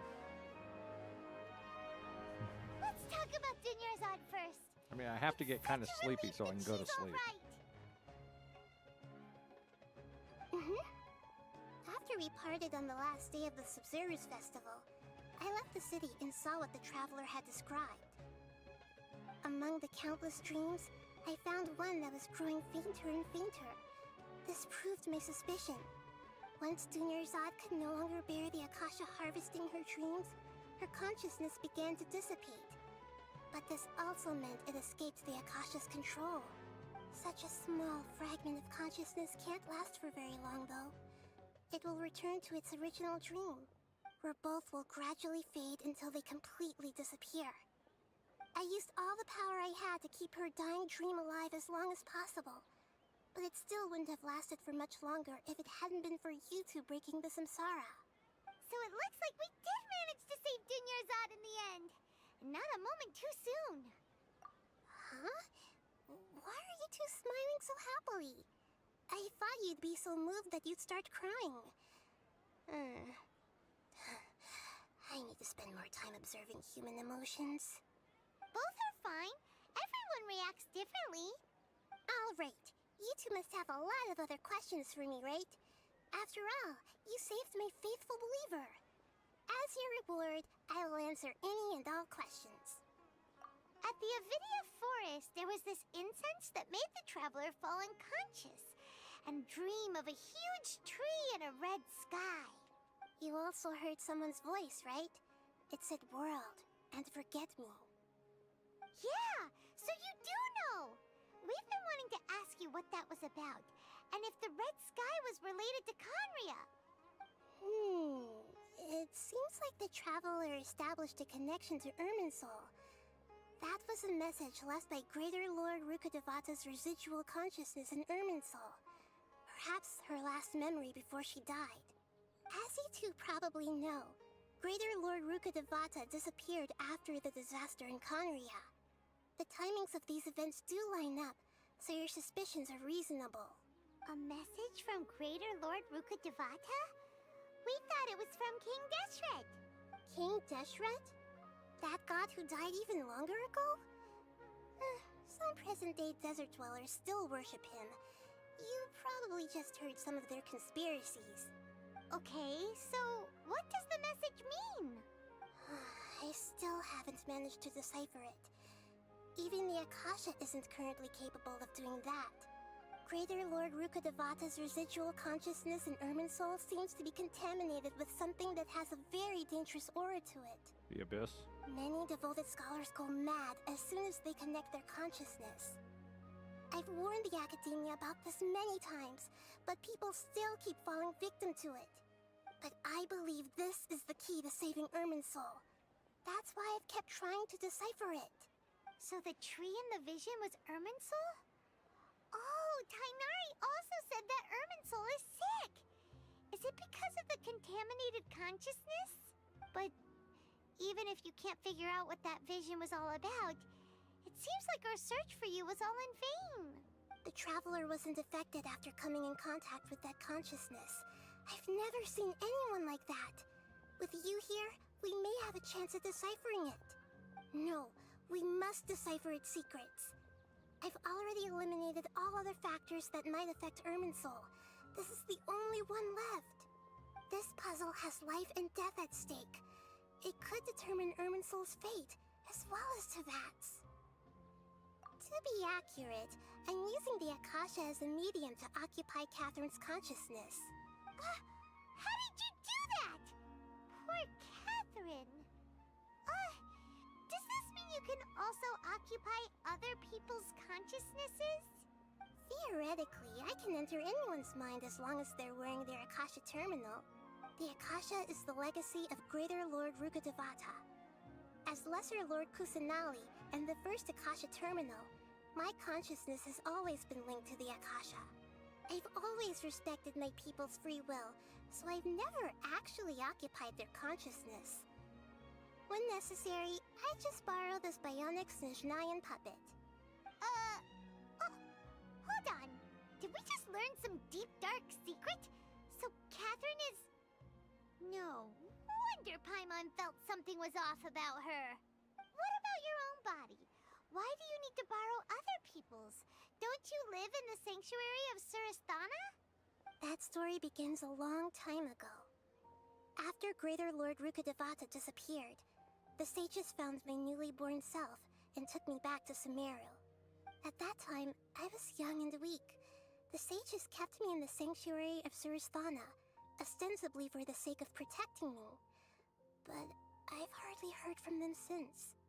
However, I do understand that they had hoped to find Greater Lord Rukkhadevata instead of me, a symbol of her passing. So, the sages basically put their new Archon under house arrest? How dare they! Why don't you teach them a lesson, Nahida? In some ways, they aren't wrong. Greater Lord Rukkhadevata was omniscient and omnipotent. Even after her death, the Akasha is still empowering this nation. And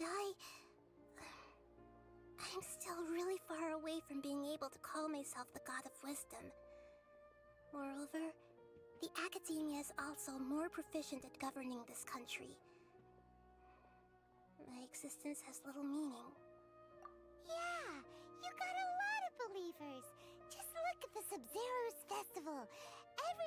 showed up truly loves you. Thank you for the kind words. But I honestly don't need physical freedom as long as I can connect my consciousness to the Akasha. Trying to find a way to save Irminsul is my life's mission and top priority. I will work on that, and try to live up to being a deity in the meantime. Every once in a while, I will also take up the duties of the God of Wisdom and enlighten a lost soul here and there. Doing all that should be enough. There's never been any big problems with the Academia's governance of Sumeru. This is the first time I've seen them step out of line. I wonder what caused them to go down this path, and what they hope to achieve. Even though the city's residents haven't noticed anything strange, if the traveler hadn't broken the Sub-Zero's samsara, the situation could have become dire. I tried to do some investigating in the Akasha, but I couldn't find anything suspicious. And all the people of interest seem to purposely avoid wearing their Akasha terminals. I think they're deliberately trying to hide something. May it perhaps torture? Oh, that reminds Paimon. In Gandharvaville, there was a sage who had invited Kainari to join some kind of project. Could it be related? Regardless, I need to first investigate the sage's motives, make things right, and punish them if needed. But I'll have to be discreet, or they'll see me coming.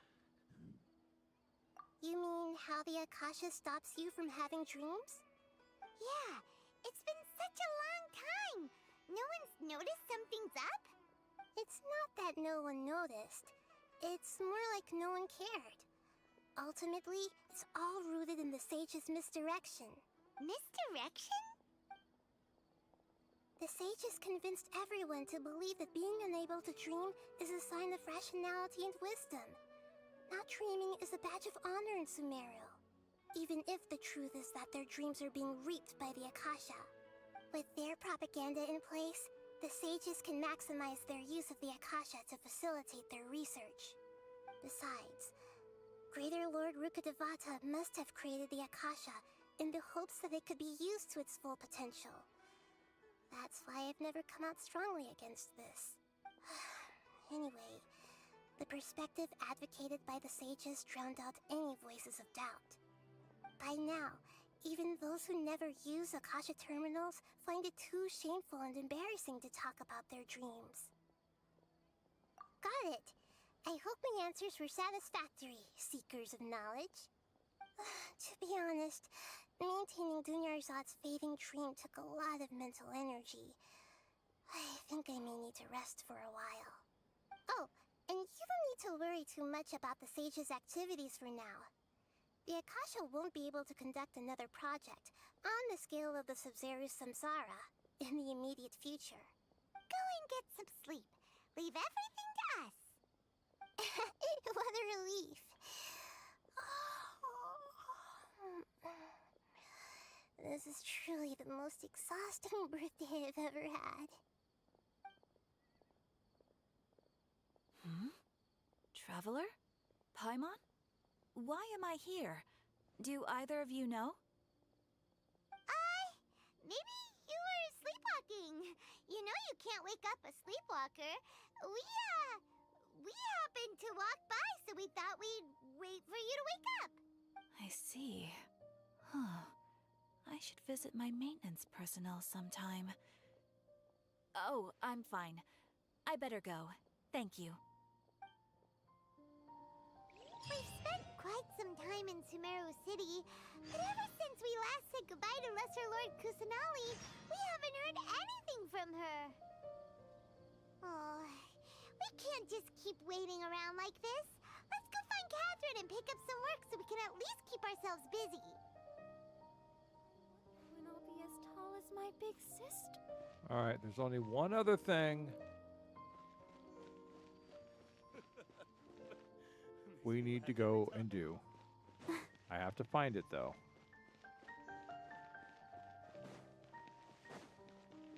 Go, Barbara, go! Where is their home? The Mercenary Corps of 30. Where's their home at? Ha! We've made it outside the city! Suckers! No. All right.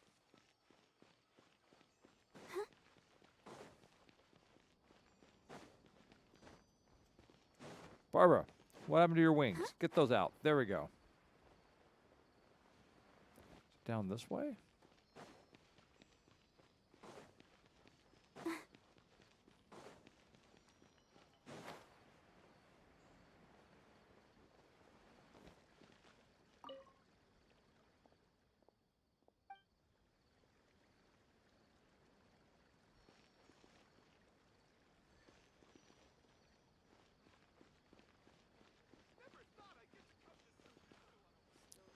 What are you selling? Fish. We'll buy fish.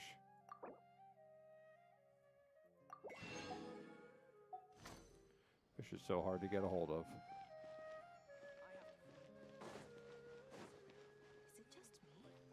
What are you peddling?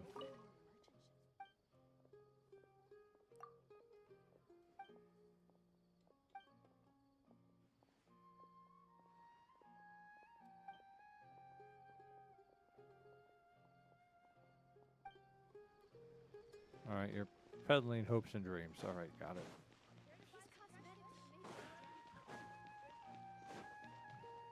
No.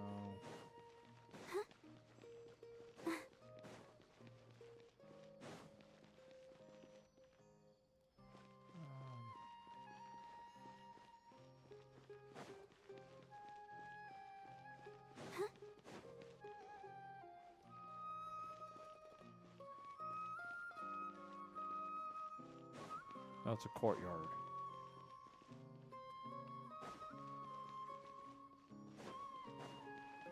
No.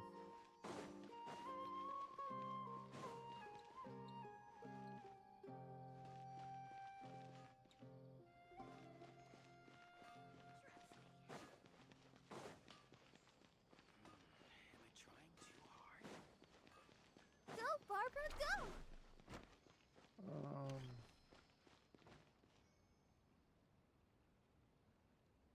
Go, Barbara, go!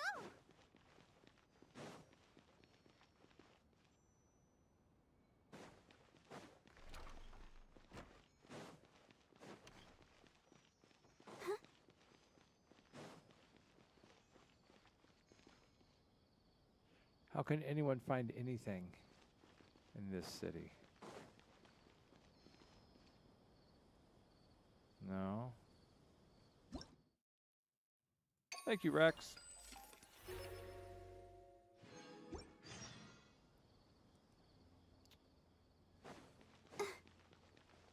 No. Let's take the medicinal herbs to the Marstock once they're ready.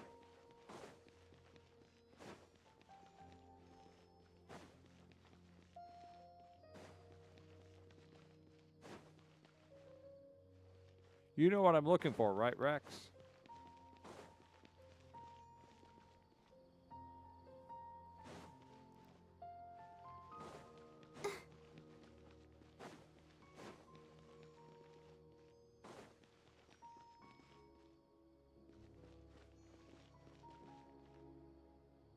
You know what I'm looking for, right? Go, Barbara, go! I'm looking for the compound of the Mercenaries of 30.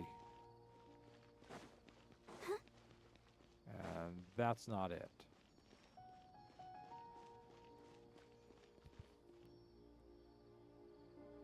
I'm fine.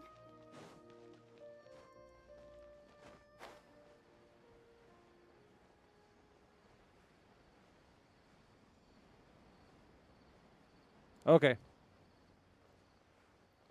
I'm looking for the mercenary compound. Or the Mercenaries of 30, or whatever it's called. Because, you know, that's... Ah! Found it!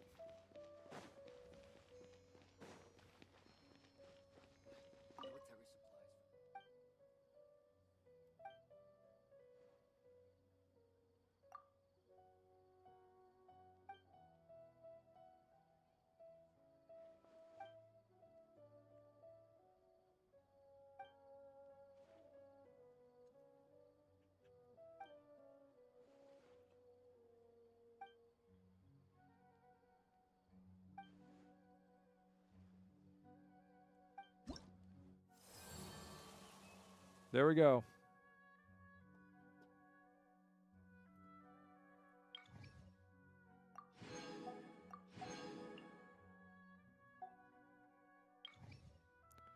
I got a lot of exploration that I have to do.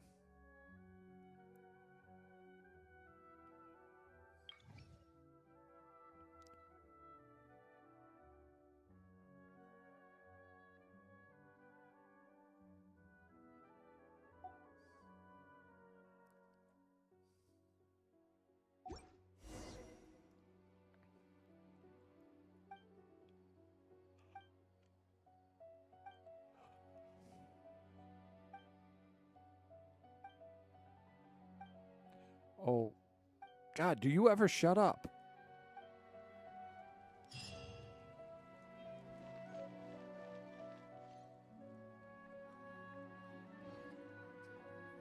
there a new request from the Academia? All right. What's that?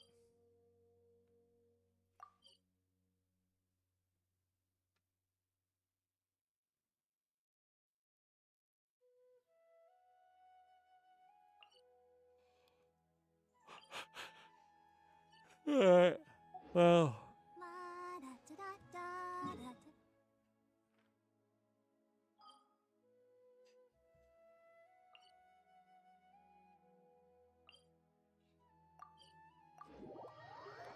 We will do our dailies, and then that will wrap it up tonight. Let's see. What do we got? Let's take a look. Wait a minute. Wait a minute. Timmy! It's time for Timmy. Timmy and the pigeons of the underworld.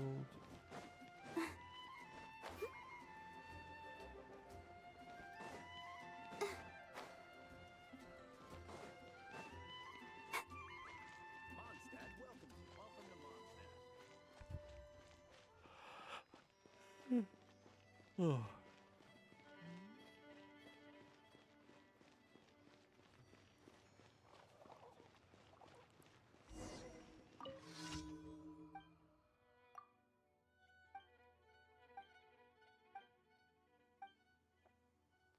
Well, what happens if I choose I seek not the friendships of pigeons? Okay. I see.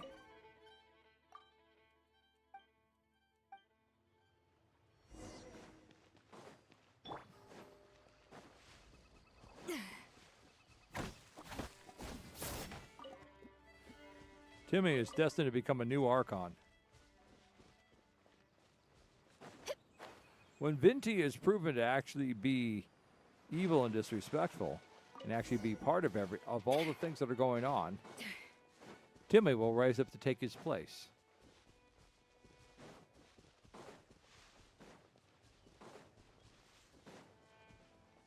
Kill the ducks? They're hard to kill. First off, I need someone with a bow and arrow.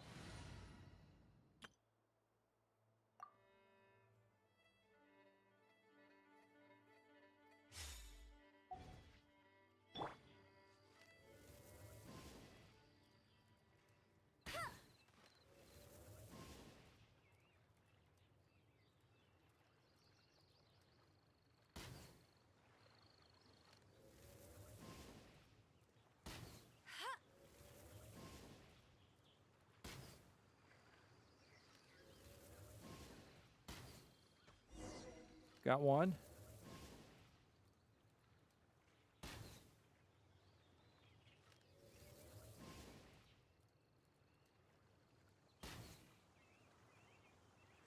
Ah, go talk to Angry Timmy.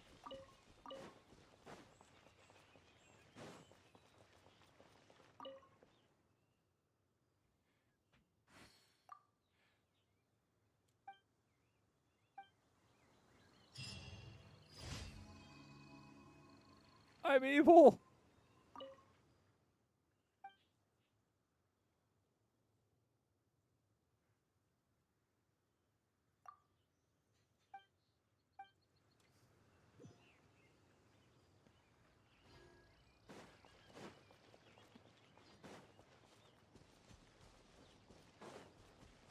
Yes. I don't know. There's just something about my time in Sumeru. It's just kind of made me feel different. I feel less, compassionate and more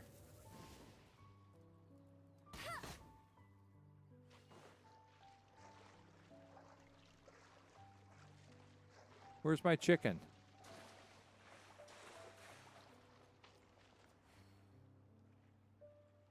I nailed that duck head on.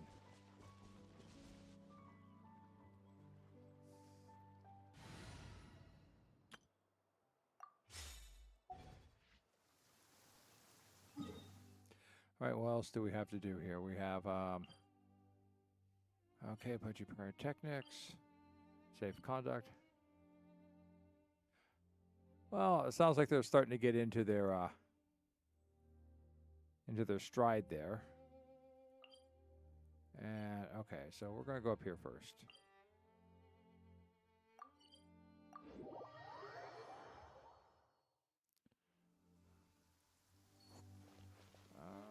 We need fire. I'll bring my seasonings.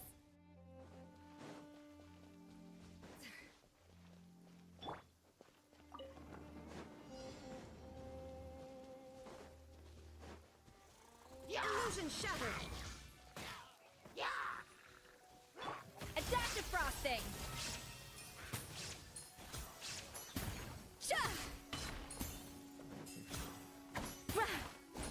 Boba, get them. Let's see if Bubba can set this thing on fire. Oh, is he still alive? I hate this guy up here because you can never get to him.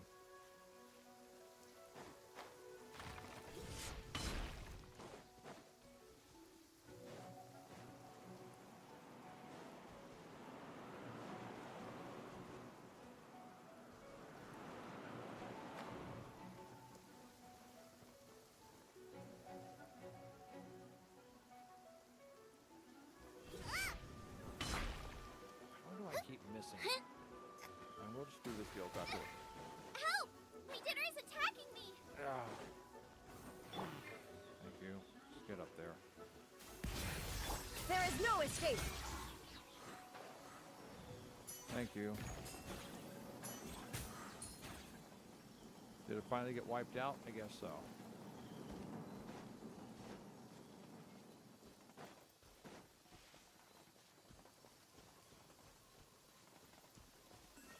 What is she selling today?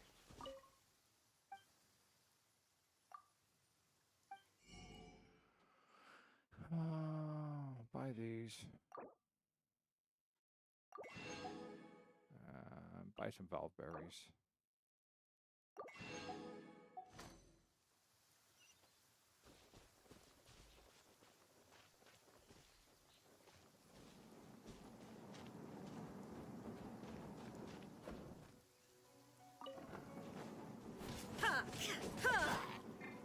Nice and spicy. Shine down.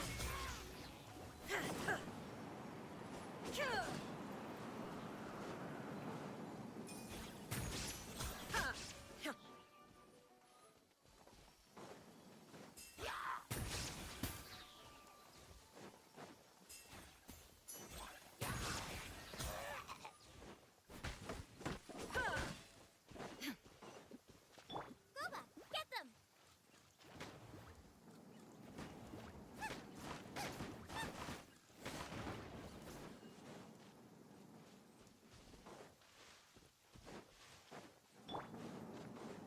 Off to the illusion shattered.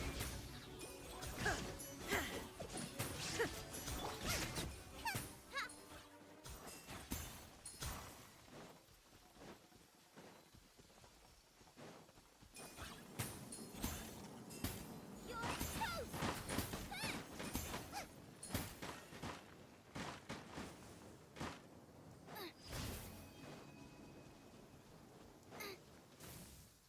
Race you. Oh, not too bad. Yes. Well, sad is good.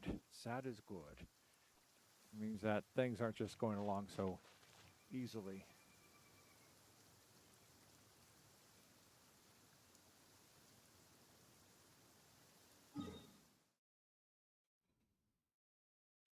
Besides, they always bring it back a little bit better.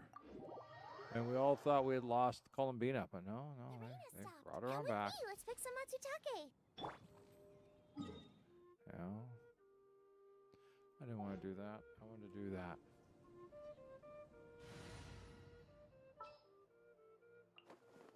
We can do this! Yes, we can. Which one is this one? Oh, this is this one down here. Okay.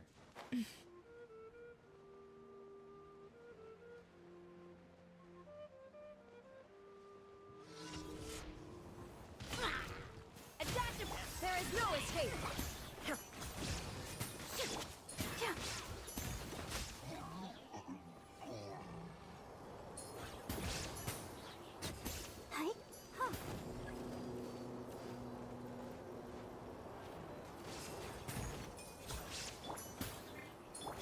Shine down! Up to the creep!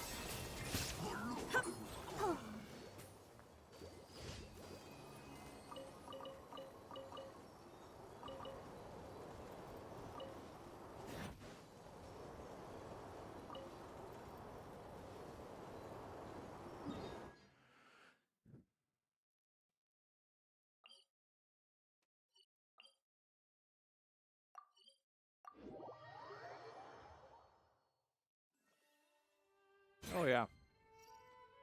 Go, Barbara, go! But that wasn't sad. And besides, you can always go back and visit her again and again and again.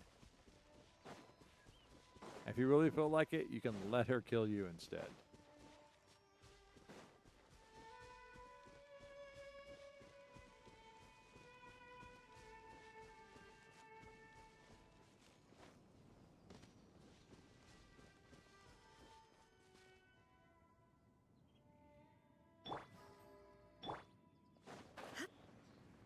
Let's see. If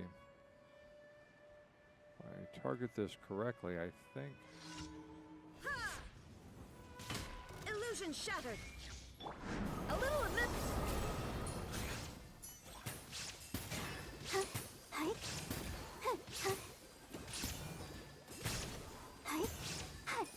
Shine down!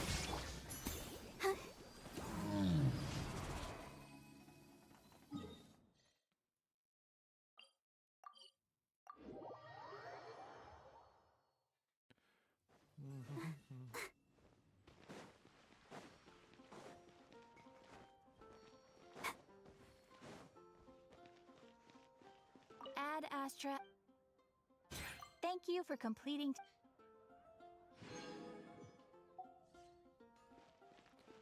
All right. Go, Barbara, go!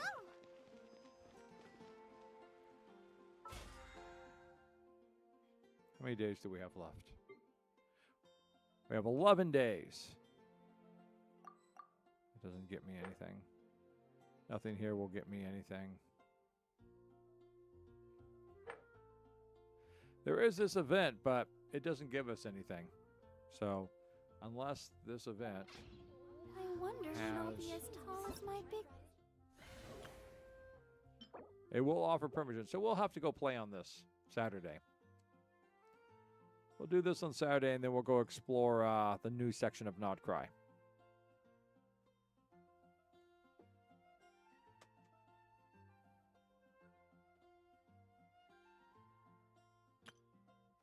And then we can find this guy and learn how to beat him up. And we did all the test runs. We did all the test runs. Okay. And we have pretty much finished everything that we can do.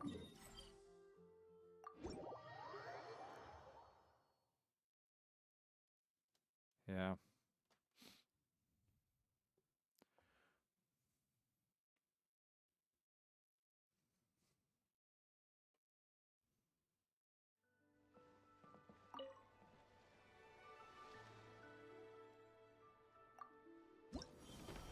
I can't buy. The only thing I can buy is this. I still have 1,000 coins left, and I can't spend them on anyone else.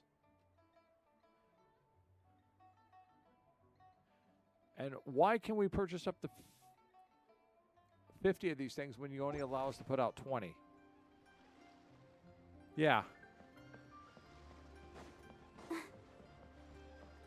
I guess the other thing is that if you take them down, you know.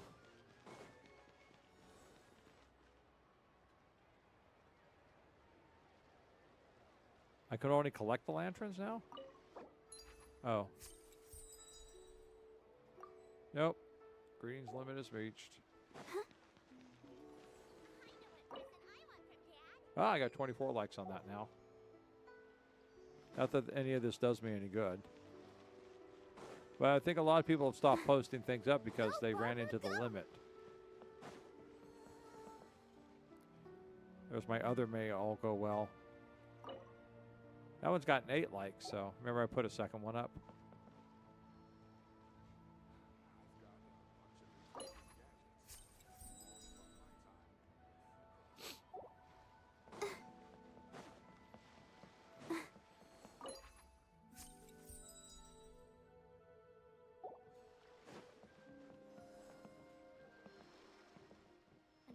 Yeah, that's the one I made for Ferretsu.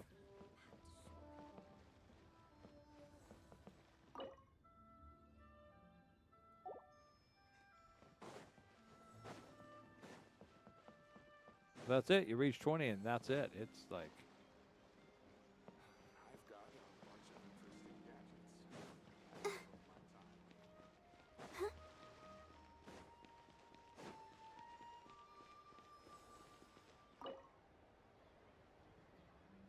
got 9 likes on that.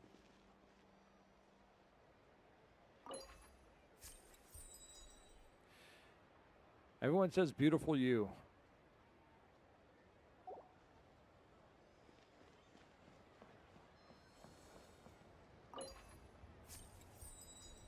Pleased to have met you. All right.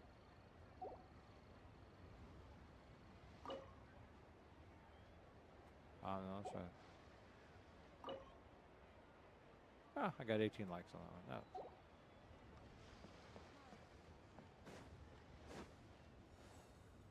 Let's see, what is that? Oh, that's this. Okay.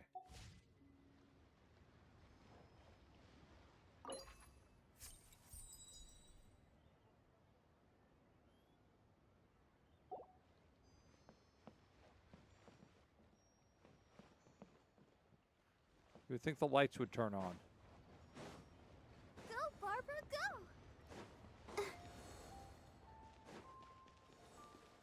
That one's new.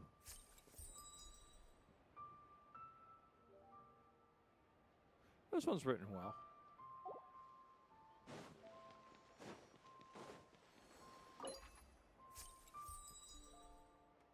That was nice. Well, anyhow, that's it for tonight. Rex, thanks for hanging out. It's always a pleasure.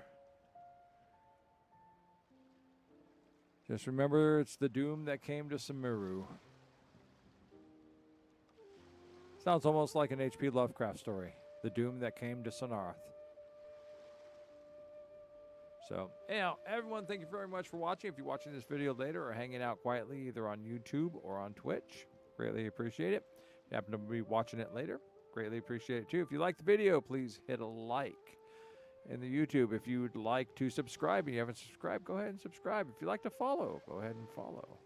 If you'd like to leave a comment, go ahead and leave a comment, and I will comment back to you. Yeah, thank you all once again. We're going to go ahead and say good night to YouTube and turn that on off.